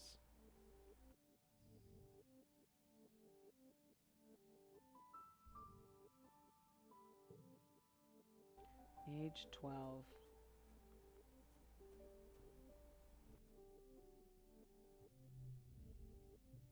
Cal is sitting in the garden. School's way more interesting. You actually see how it matters. I'm going to tell him a cool nature fact. You recently overheard the children learning to count by studying hop-eyes. Hop-eyes have 1 foot and 2 tail forks and 3 stomachs and 4 eyes. They're so cute. And if you see 5 of them together, that's lucky, Cal laughs. Ha ha ha ha ha.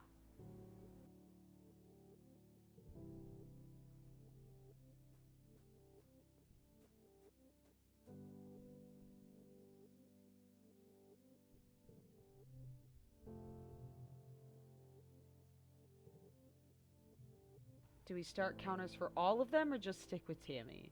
I think they're only gonna mention Tammy's death. Like, I think Professor Hal and Tannen, like, they're just gonna let that slide.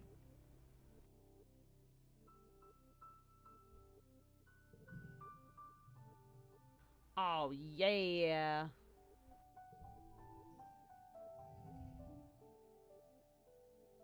Why is he locked?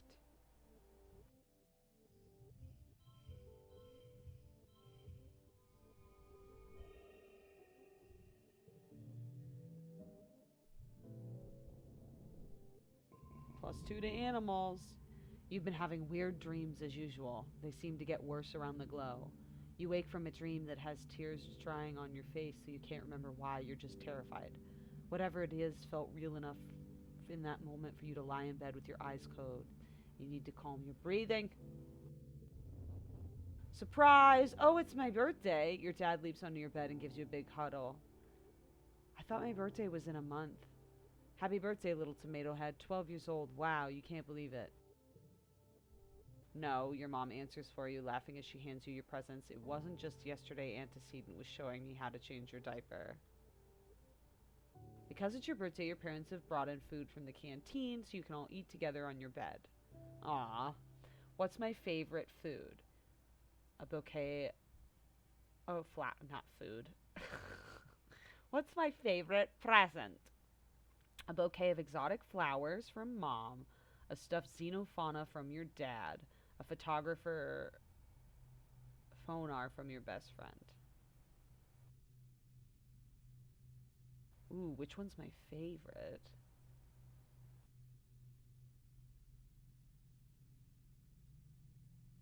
Probably the stuffed animal, honestly. You can mouse over the card icons. Oh my god, that's genius. Look at that ugly little thing. ah! +1 to speech cards. That's got a luck symbol, but I don't know what luck does. That little animal thing is so cute. But I don't have an orange card yet.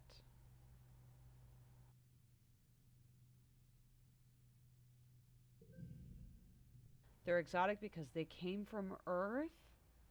I saved these seeds in cold storage for 20 years just for today. These are the first Earth flowers to bloom. Aww. They're special just like you. Gay! As your dad clears away the wrapping paper and the dishes from breakfast, your mom folds her hands to the table and gives you a serious look. Uh-oh. So, we've been here 2 years now, and I know your dad and I have always said you're in charge of your schedule, but we've been keeping an eye on you. A loving eye, your dad interjects, stuffing paper into the recycling bin. A trusting, gentle eye. Professor Howell used to tell us all the time about how hard you're trying in school. That's great. Your dad and I are really proud of you. Working might seem fun and grown up when you're a kid, but if you want to do more than manual labor, you'll need some book smarts too. So, it's time to start thinking about how you're going to contribute to the colony when you're older. He laughs. Don't worry, we're not going to make you get a job right now. We're just asking, what do you want to be when you grow up? Aw, a farmer like the two of them, a teacher like Professor Howe, a mom with like 10 kids, captain of the sports ball team, a famous idol, a monster hunter, governor of Vermantua. None of those. I want to be a surveyor.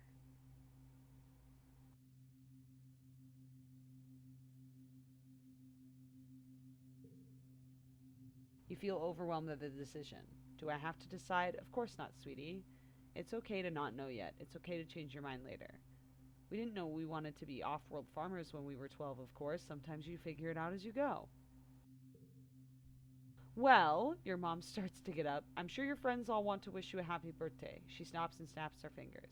Oh, you might not have considered a career as a depot clerk, but Al and Bernie mentioned their daughter Mars is working there and she needs some help. Now that people can freely order luxuries, it's busy there. I hate Mars. No. Sure beats shoveling dirt. If you take that job, you'll tell Mars I'll be right there. No. I'd rather shovel dirt with Cal.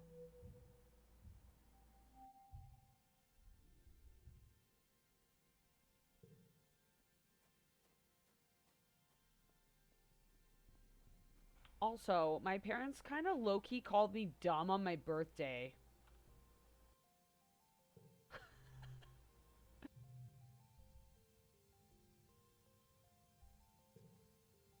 Using Concurrence's HoloNet system, you register to engineering.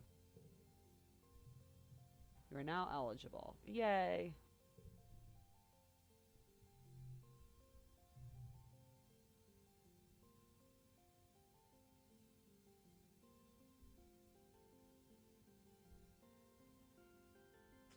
I like the biology stuff better. You're not sure what to expect from life science classes since it's been after Professor Hal's death. He was the teacher back on the ship. Who could possibly replace him? You take the seat, there's no teacher. Eventually, Chief Engineer Instance breezes through the door. She's accompanied by Tange, who takes a seat beside you. Life Sciences, Instance snaps. Who can tell me what it is? She points at you. Solana, start off with the correct answer, please. It's wet sciences.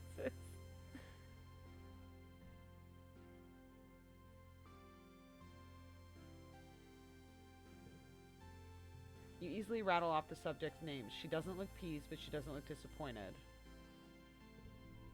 Honestly, that's how she always looks, so you count that as a win.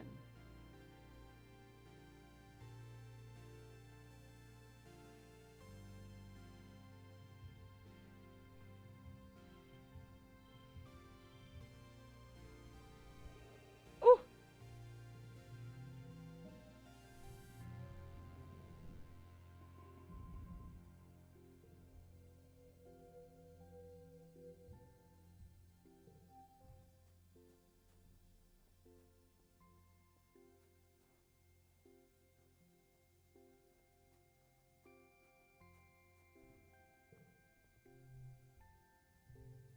Relax in the lounge.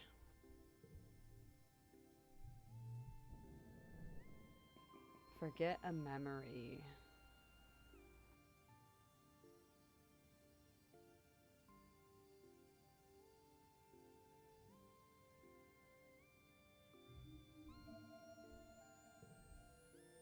Forget hiding during the gloom last year. Man, we are motoring now. Fuck is that? They're so... Oh! You step cautiously through the colony gates. Solana, how's it going, little sis? Chief Surveyor Utopia casually steps out to bar your way while making it look accidental. Ha ha! Whoa there! I don't know if you're ready to head out there and join the surveyors just yet. Why don't you skedaddle and stick to sports ball inside the walls for now?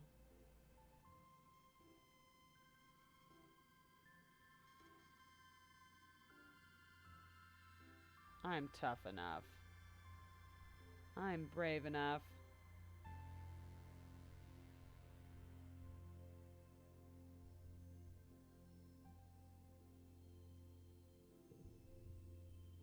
I don't know if I want to sneak out so close after the glow.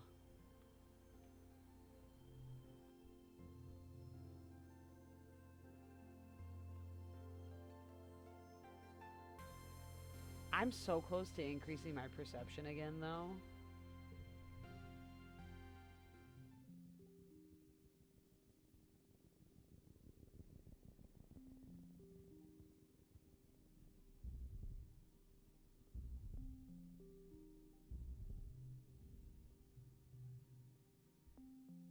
Yay, I have enough to figure out what's wrong with her now.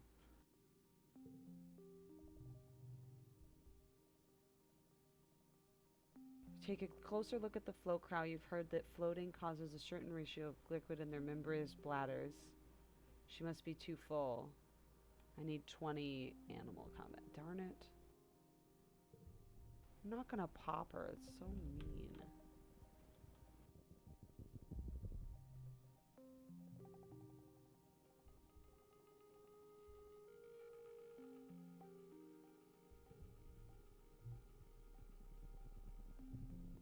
Another egg.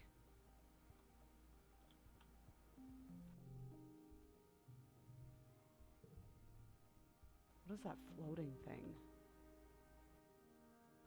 Creepy. I'm so sad.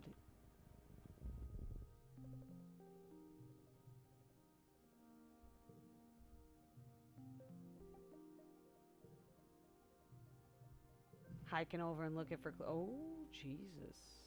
I'm watching you, signed mysterious figure. Scary. I wonder who's watching us.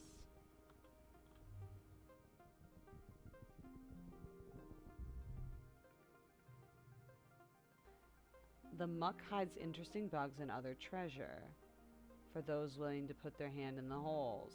Are you? No. Just repress the trauma.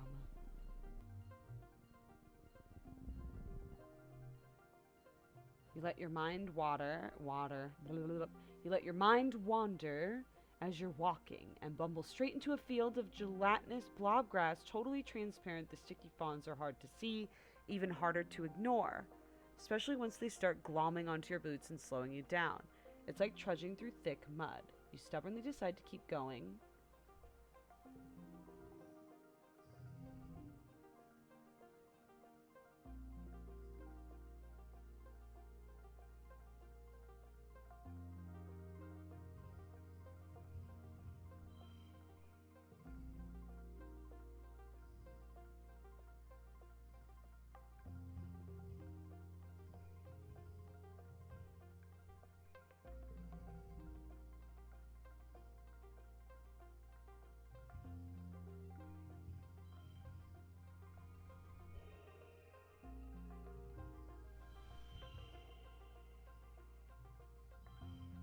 That's crazy.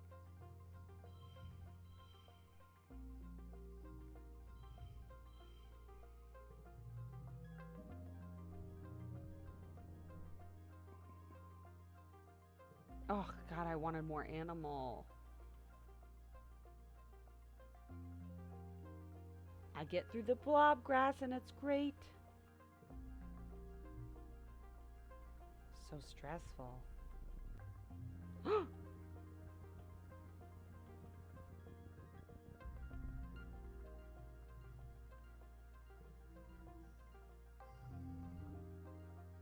Perception challenge.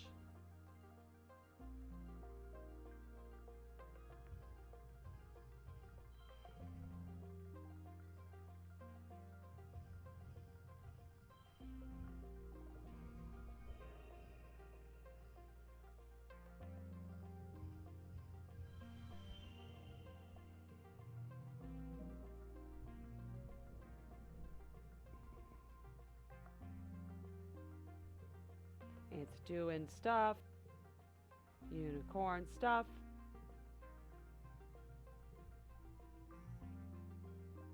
Got a new perk.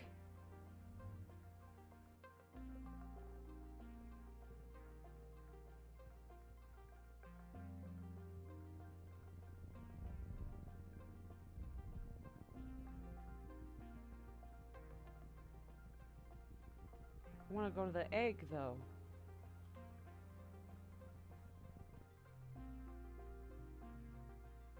Engineers have set up a work site. Ooh. I don't want them to see me.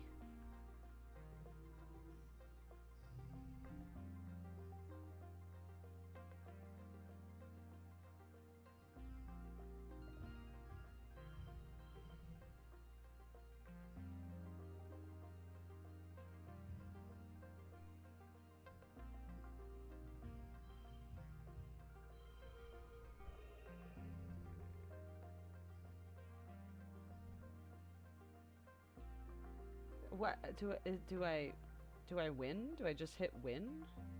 Oh, I think I have to put cards up.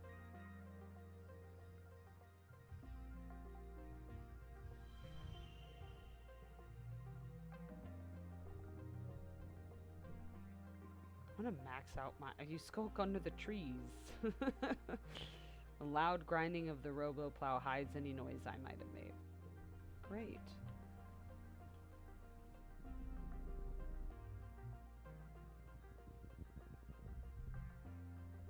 You stop for lunch, eating an earth treat grown from your own greenhouse, a watermelon. Uh-oh. You munch away, spitting out the seeds.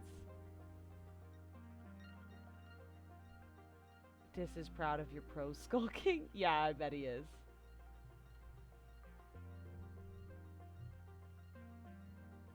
Dis! The second sun is beginning to set, and you're planning your route back to the gates. You spot Dis. Hi, Solana, he says gloomily. He sighs. I wish we didn't have to go home. I wish we could stay out here forever. Yeah, me too.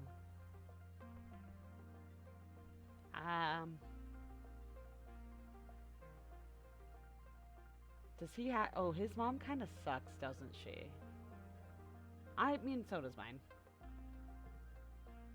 What if, he begins, what if we didn't go home? Today, I mean. What if we stayed out and camped overnight? I brought a tent just in case, and a perimeter sensor. I found a spot right near the depot that looks safe. Why wouldn't we just stay inside, then?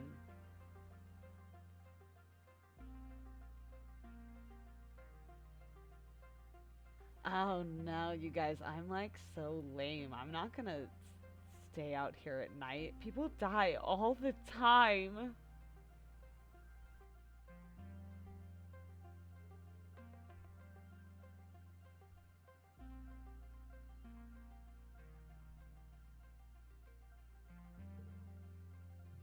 Okay, I told him it'd be too dangerous and he's embarrassed and disappointed. Maybe you're right.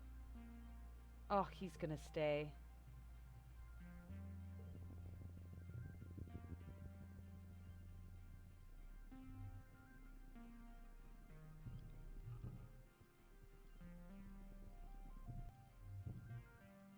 Oh my god, yeah, he's super gonna stay. Dang it. You're minding your own business when you stumble into the low valley with the thick pollen. Oh no! Surveyors get nice helmets with built-in masks, but yours is a cheap one. Oh shit.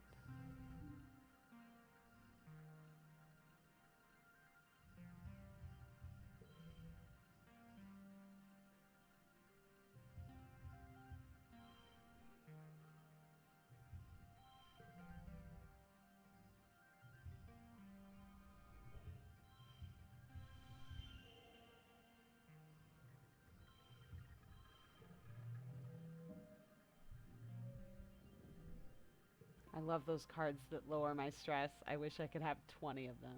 Ugh, this pollen makes your face itch. It makes it better to find the route. Ugh. Eggy.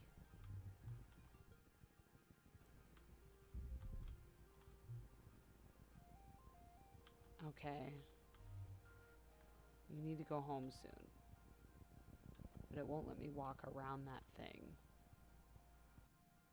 So I guess we'll go back the long way so I don't accidentally stay out too late.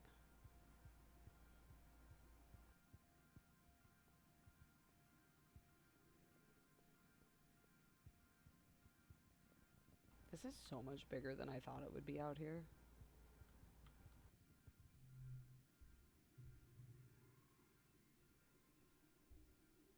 Go home. Your bravery attribute is a lie.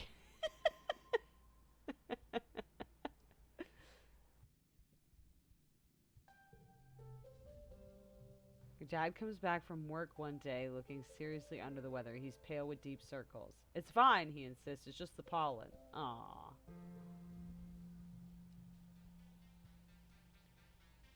Why isn't it bothering me? You're a lot tougher than me, sweet pea, your dad says to your mom. She rolls her eyes. Maybe we'll go for a stroll outside the gates later. Really get the fungal lung full of the stuff. Yikes. Outside the gates? You? Your dad shrugs and then falls into a bit of sneezing and he can't answer. You need to rest. I don't have... Oh my god. Your dad sneezes. A macho bone in my body, foo-foo. And I have to fertilize the corn and the pixie beans this week. Oh no, he's really sick. Huh, your dad says weakly, holding the handkerchief. That's a bright fuchsia pink and glittering in the light. That's weird. His eyes roll to the back of his head, his knees buckle, and your mom yells for you to call Instance. Chief Engineer Instance takes your dad's vitals and gives him a cursory look over. He seems satisfied with what she sees without having a thorough examination. The explorers have solid carded this shimmer, she says, shining the light down on your dad's throat. He's looking a little better, but not much. It's an airborne environmental toxin, likely in the pollen fog. Will he be okay, Dr. Instance? It doesn't seem to cause long-term damage to the body, she insists. She gestures the air, making notes in her hollow eye. I've been tracking its effects for 3 seasons now. The toxin is flushed out of the body after 3 to 5 days and is not contagious. She looks down. What this means for you, Geranium, since you're particularly susceptible to the toxin, you should be taking better pains to avoid exposure.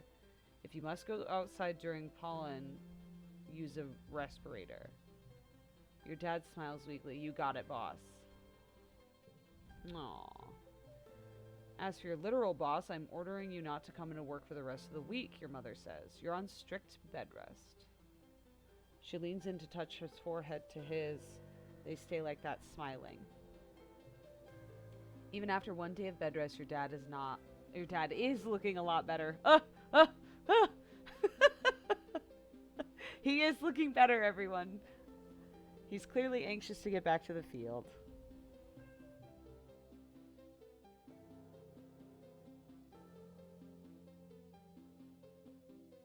You're gonna love this new crop, Solana. It's called Pixie Bean. They glow in the dark. I do love it. Why is he putting his boots on? The fields look beautiful at night. I'm happy that we finally found something that could actually grow here that isn't soy.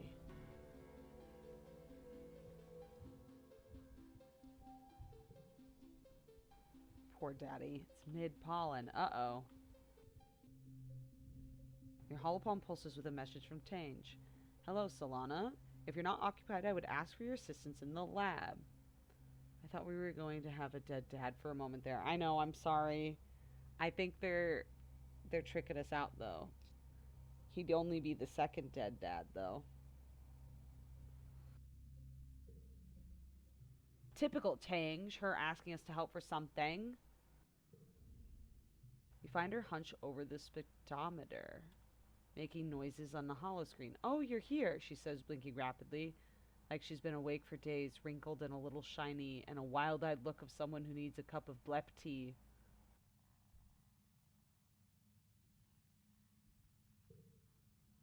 I'm researching the shimmer, the respiratory illness that some people report during pollen. I'm loath to admit it, but I need your assistance. What a bitch.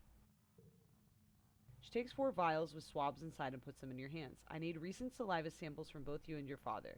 There must be a reason why he's so susceptible to shimmer and you're not. You share half of your genetic code with him. There must be some marker we can compare between the 2 samples. Then, she continues, pulling another vial from the rack of test tubes, administer this to yourselves, wait 3 days, and take the samples again. The test should be able to determine if anything in your body chemistry has changed.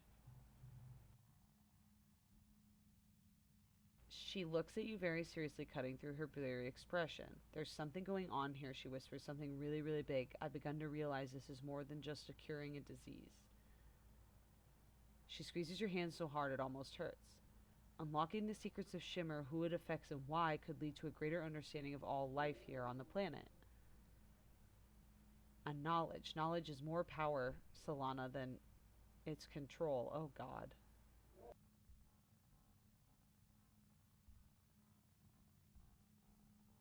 That's aggressive, but I'm really worried about her.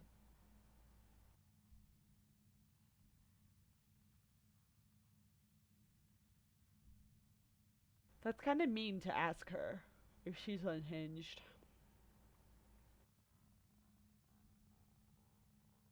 I'm gonna, though, I think. No.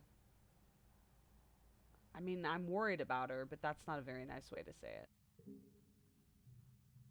Thank you, she says. I've been researching so hard my eyes are going to fall out of my head, and for what?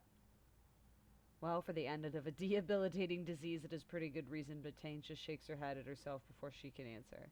We're at a disadvantage here. We're fighting blind. We need to understand this planet.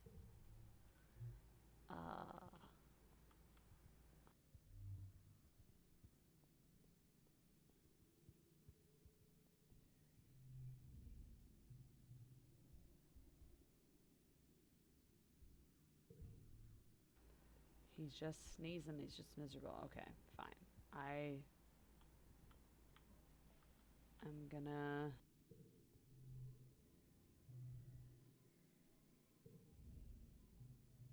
Relax on the walls. You run into Cal and an enemy on the hill behind the garrison at a small construction site. They seem to be throwing logs. There are a bunch of them lying at the bottom of the hill. It's a caber toss, an enemy shouts to you, then grunts at the effort. My best record. Your turn next, Cal says, pointing neatly to a stacked pile of construction poles beside you. From the looks of the nearby construction, they're probably destined to be a new lookout tower. I have a lot of stress. But, okay.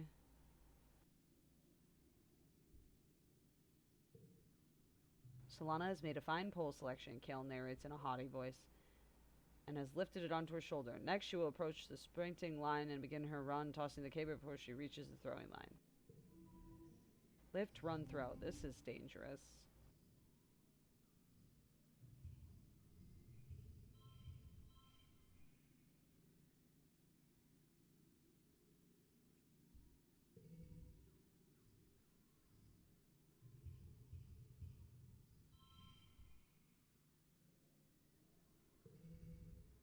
I don't know about this one, y'all.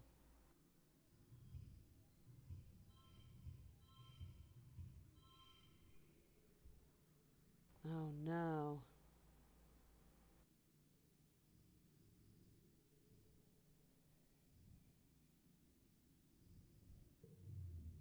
Defeated.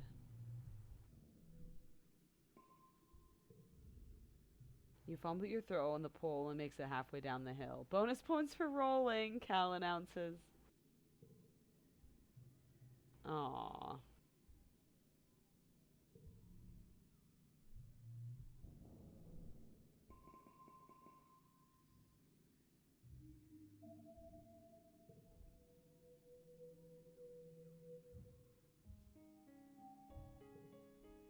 Oh boy.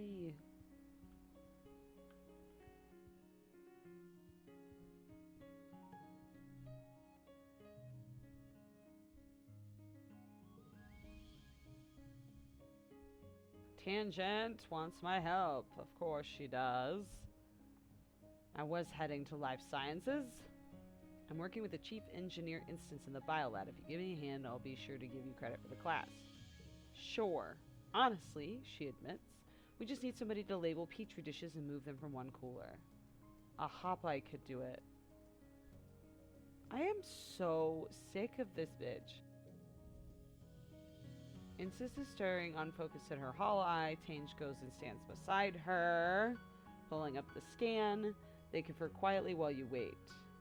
Sounds like they're studying the shimmer, the mysterious illness. Instance looks up at you as if just noticing your existence. Ah, Solana, she says. We've been studying samples from some of the colonists who got sick during the pollen, including your dad. Some of the stuff in his lungs is some kind of fungus. I think the shimmer is a form of reproduction. It's like a fungus trying to turn us into more fungus like it. It's really neat, actually. More-like ultra creepifying.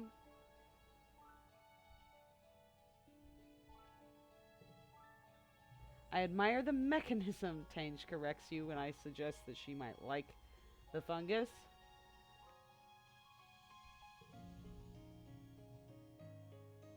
Spend the rest of the week helping them study the illness. This would be easier if we had an actual sample of the fungus. Where could I find a sample? In the Valley of Vertigo. Well, they're not going to let me go there.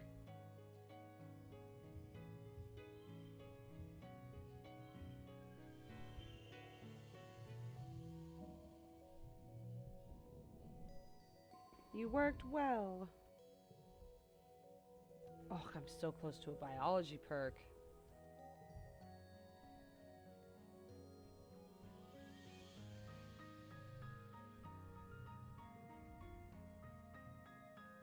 Defense training. An enemy's big brother Calm teaches karate techniques.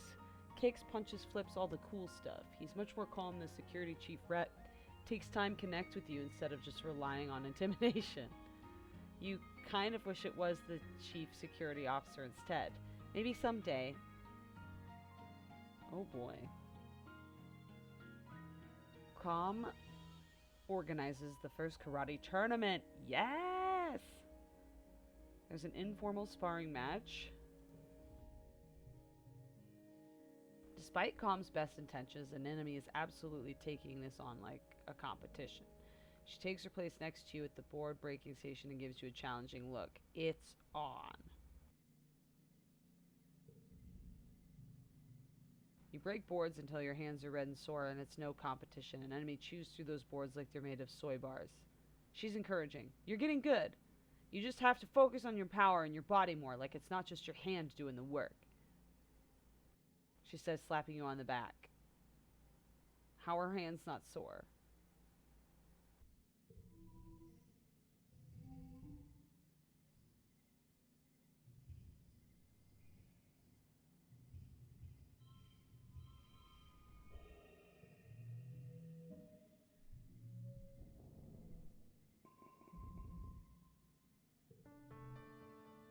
It's time for the third annual Vertumilia Festival!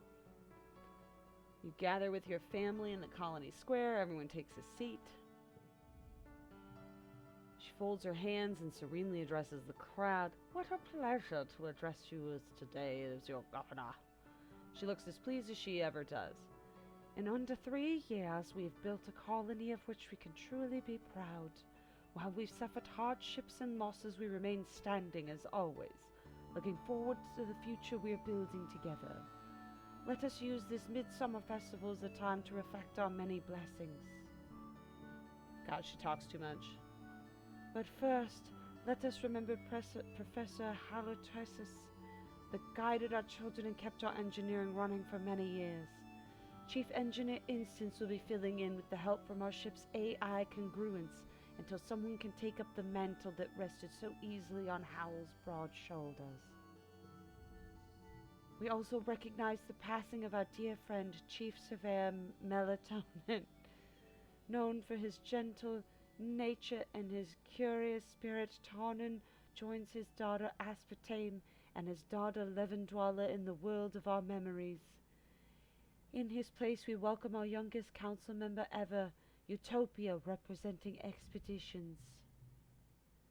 Etiquette invites the rest of the council to stand and be recognized among the crowd, including your mom, who huffs in annoyance. Look at that, an entire female council. When the applause dies down, the council sits. Utopia remains standing. Actually, anti-etiquette, y'all mind if I just make a quick announcement? Etiquette nods and Utopia clears her throat. I just wanted to say thanks to y'all who trusted me to do this job, she says, her clear voice ringing out over the crowd.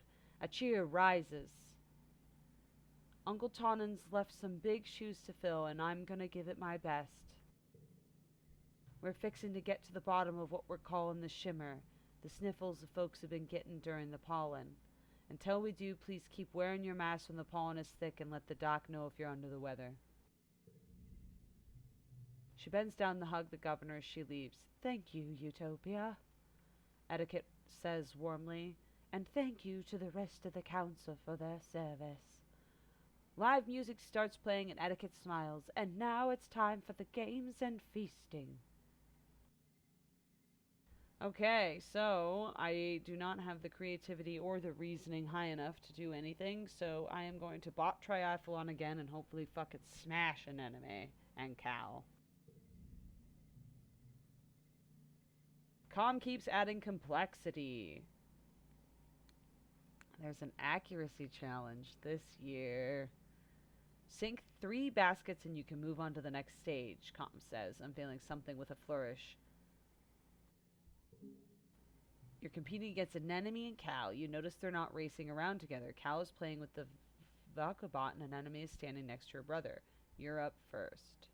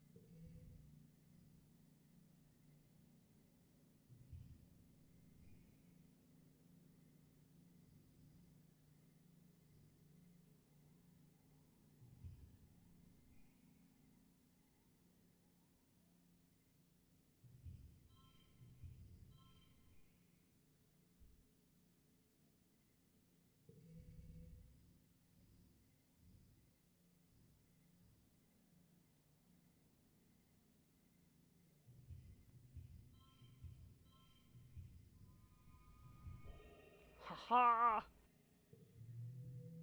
Victorious! You thought the accuracy portion would be harder. Those Vaku bots can be fast when they're on a mission. This one seems to get bored waiting for you to complete the obstacle course, so by the time you line up to take your shots with the sports ball, it's stopped running around and taken to carefully vacuuming the dirt under its feet. You easily sink your baskets and move on to the wrestling competition and win by a huge margin. An enemy pounces and stops over to calm, yelling it wasn't fair that you got it easy. Wow. She begrudgingly accepted my win. What a little jerk. Your dad sets up a slip and slide through the colony square. Everyone takes turns sliding on their stomachs and spraying water everywhere. Aww.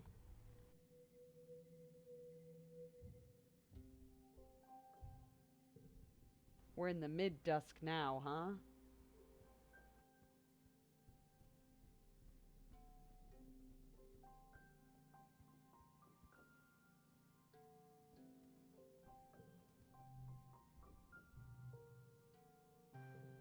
Defense training. An enemy loves to train.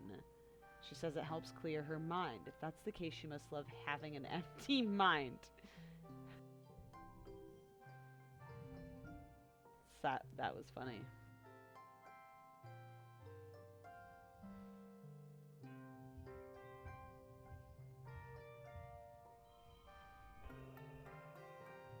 Done did it.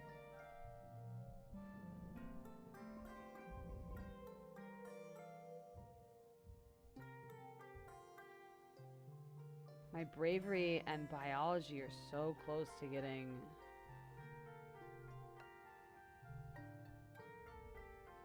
This week in biology class, you're learning about predators and prey. Yes! Chief Engineer Instance brings up a picture of a hop-eye and asks, what is this animal and what does it do when it sees a predator? They hop away very quickly. It's why they're called a hop-eye. Instance shakes her head. Tange, you should know better than that. Many prey animals run away from predators, but what do only hop-eyes do? She blushes and looks at her lap, mortified that she got the question wrong. Anyone else? Solana? They thump on the ground to warn others. You've seen hop-eyes out in the wild. You know they're communal animals. Correct. Tange gives you an appraising look. Maybe she didn't expect this from you. I don't want her praise.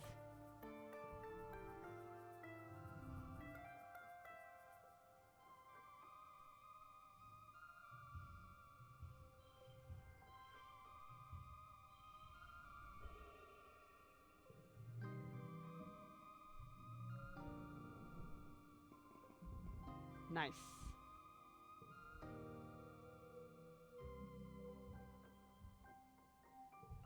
Oh! It didn't give me a perk. I feel cheated.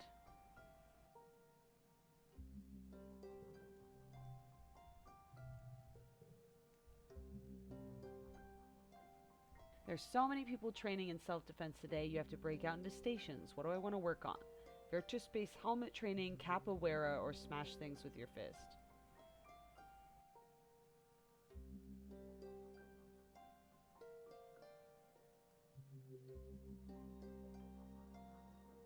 I mean...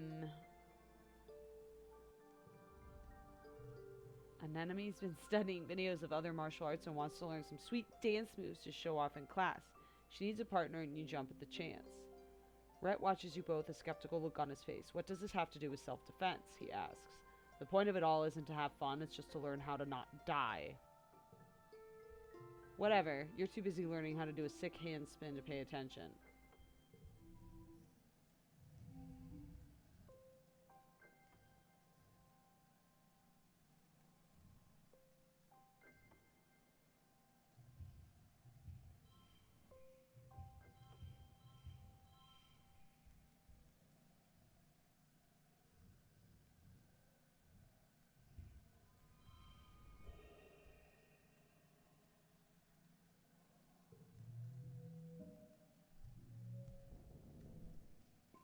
That was close. +2 to animals. Love it. It It is the mid-wet.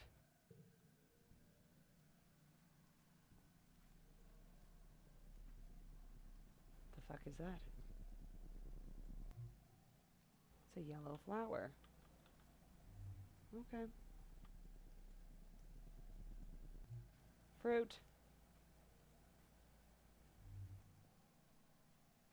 I've never snuck out during the wet before. Fuck it, let's do it. Sneaky, sneaky.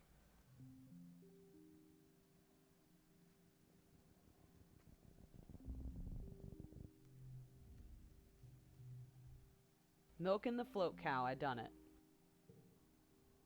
It's hard to milk a float cow that's upside down. She struggles and kicks her legs, but thanks to a combination of might and empathy, you manage to calm her down. She's still stick. Milk's supposed to collect in her lower udder, not her gas bladder. But she's balanced now. She has a chance to get well on her own. Yay.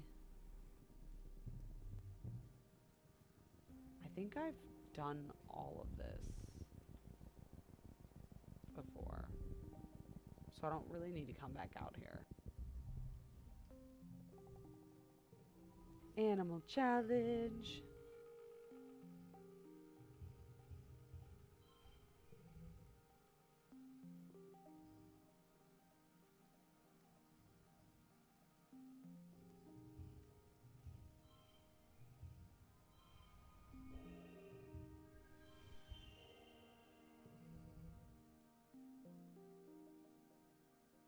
Oh my gosh.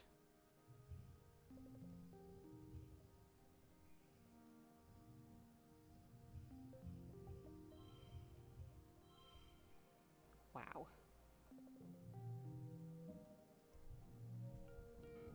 Plus 2 animals. Hop, hop, hop. Hop, bye.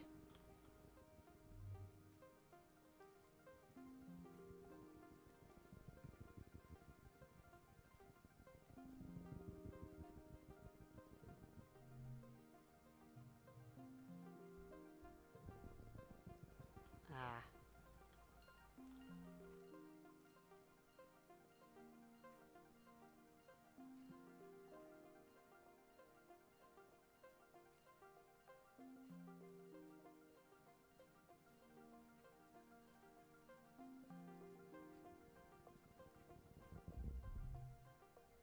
The mush trees are at their tallest in the wet. You come across a cluster of them that look ripe for harvesting.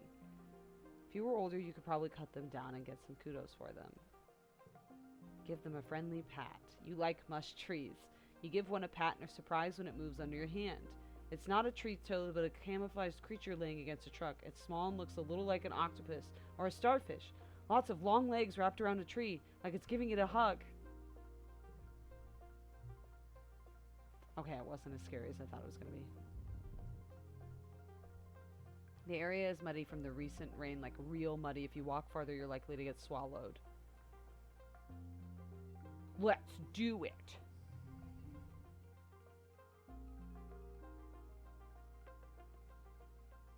That's so many hop eyes.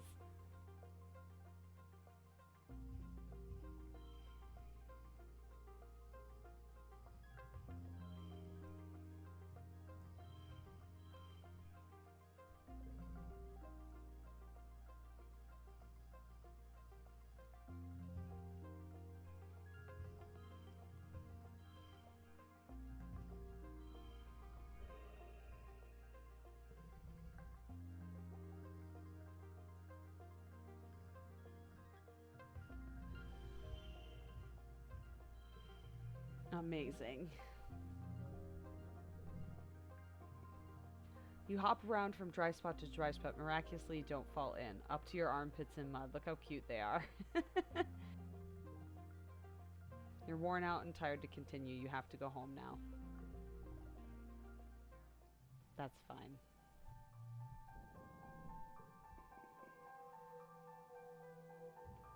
It's the mid-wet. And now it's the late wet.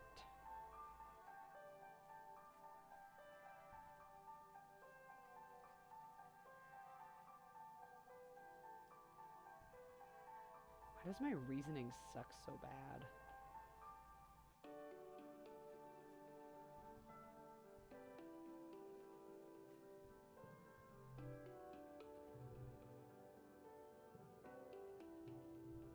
Ooh, choices. Who to hang out with, Mars or Dis? You get wet socks and decide to go home immediately. I would. I'm gonna hang out with Dis. Just double down on this little shitbird. When it becomes obvious that you're not just going to leave him alone, he finally turns off his music in a huff. What do you want? You ask him what he's listening to and he replies, just some old Earth music, you probably won't like it. All you have is Earth music unless you want to listen to the space shanties the adults made up in the last 20 years so you don't know what he's talking about. You tell him to give you a little credit. He rolls his eyes but lets you sync your heart speak to his. Grungy sounding rock music fills your skull.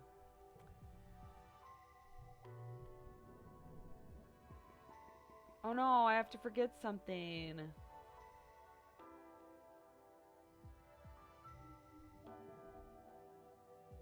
Definitely not getting strong. Oh no, it's the glow, you guys.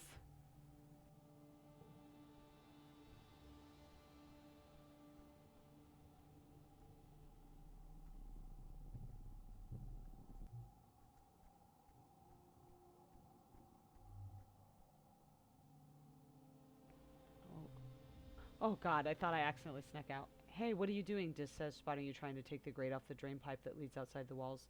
Don't be a nullhead. Haven't you seen the extra lookouts on the walls? They'll spot you for sure, and then they'll find our secret exit and we'll be done for good. You suppose he's right. I did not mean that. I did not mean to come over here. That close, anyway.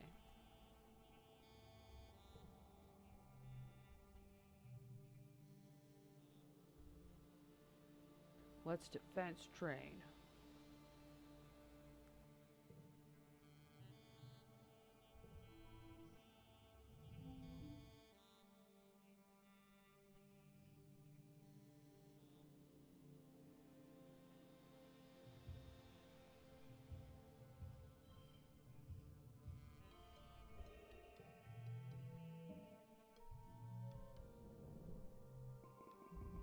Two data points form a line, but three is a pattern. The colony has been on high alert for the glow, hoping that the creatures from beyond the wall don't return for a third year in a row.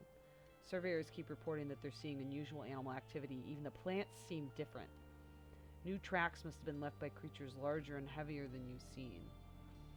You and the other colonists drill evacuation plans. You're in engineering when you hear the sirens ring through the colony. You cover your ears against the noise and make your way to a nearby classroom. This is one of the assembly points. You should be safe here, but it wasn't so safe last year for Professor Hal. What if another creature gets in? Congruence, the new teacher, is just a face on a computer screen. She can't protect anyone. She flickers cheerfully. Please stay calm, children, she says. The defense squad is already en route to the creatures. This should all be over soon. You've been told this before. The sirens continue. You're faced with a choice. Stay put or leave. So the first year, nobody died. We saved Cal and my parents. Last year, we stayed put and our professor died.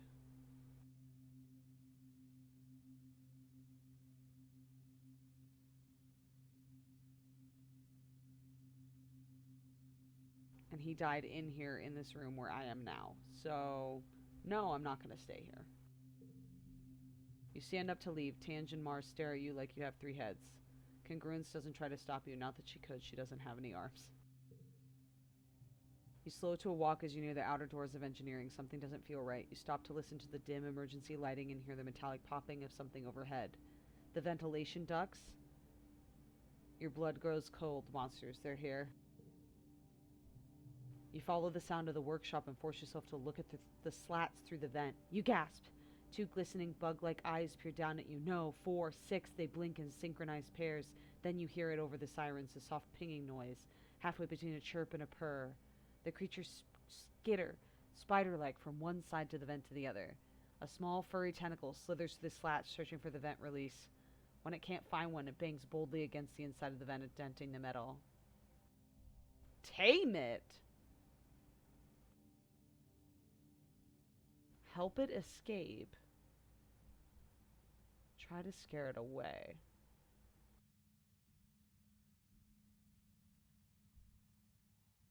Fuck it, let's try to tame it.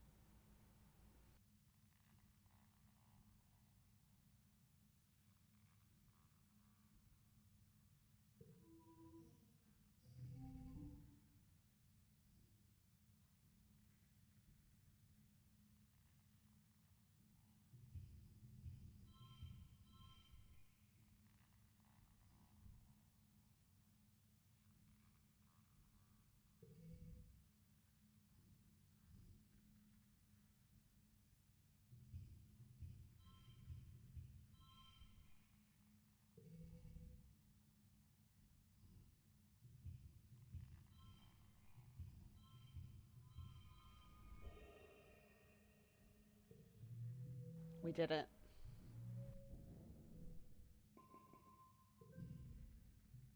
Oh my god, it's so cute.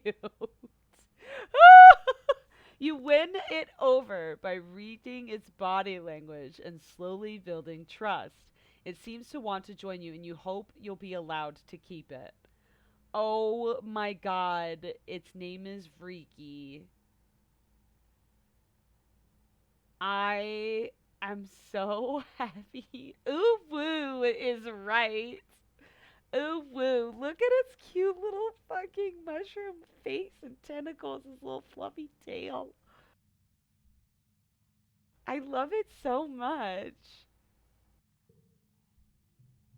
You look the species up on your holopalm and learn that it's a Vriki, so named for the trills that they make.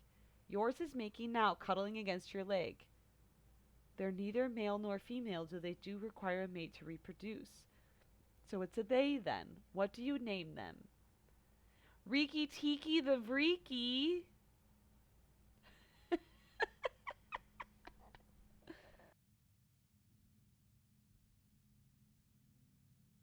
Oh my god, he's so cute. I like Riki Tiki the Vriki.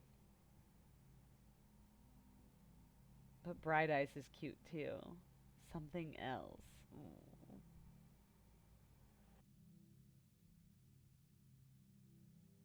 I want to call him Squishy.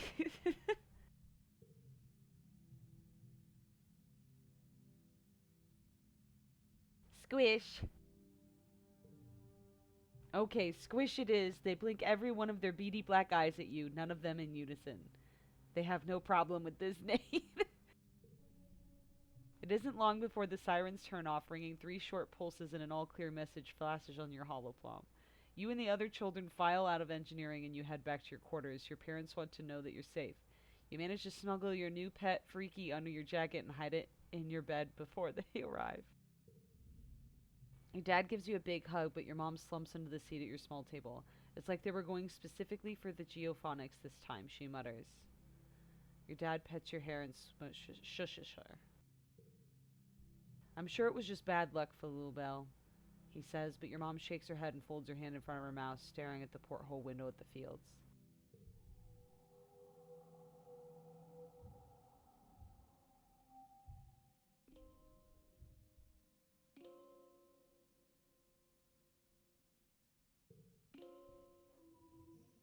New perk.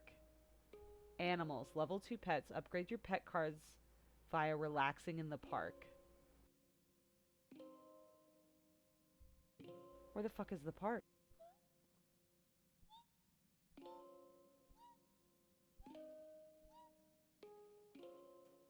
I'm obsessed!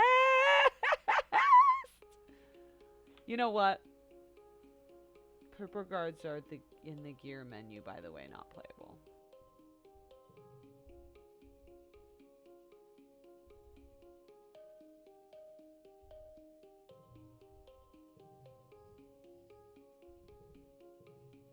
Ah. You'll keep adding to your deck as you age. You can get cards by relaxing. You have a limited number of gear slots.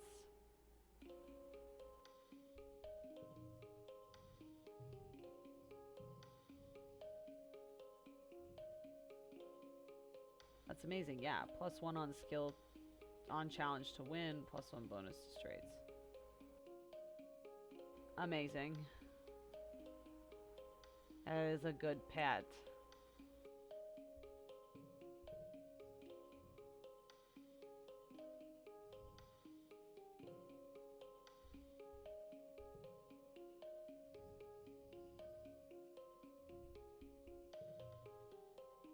Oh my god, that was amazing. You know what? I think we're going to end it there. That is like a high note to end it. The beginning of a new year. I have a pet. Squish.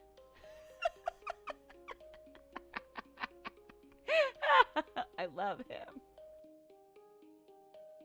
He is my squishy new pet. Nobody died. Yeah. Love it. So what I'm getting at here is I am the outlier here. I am the powerful one. I stop people from dying. Oh, it's so good. It can only get worse, can it? They're gonna kill Cal next? Or my dad? The fungus growing in his lungs? But we'll have to find out next week. Because it's snack time and bedtime now. But thank you all so much for hanging out. I had so much fun. And we'll see you next week for more Exocolonist. Bye.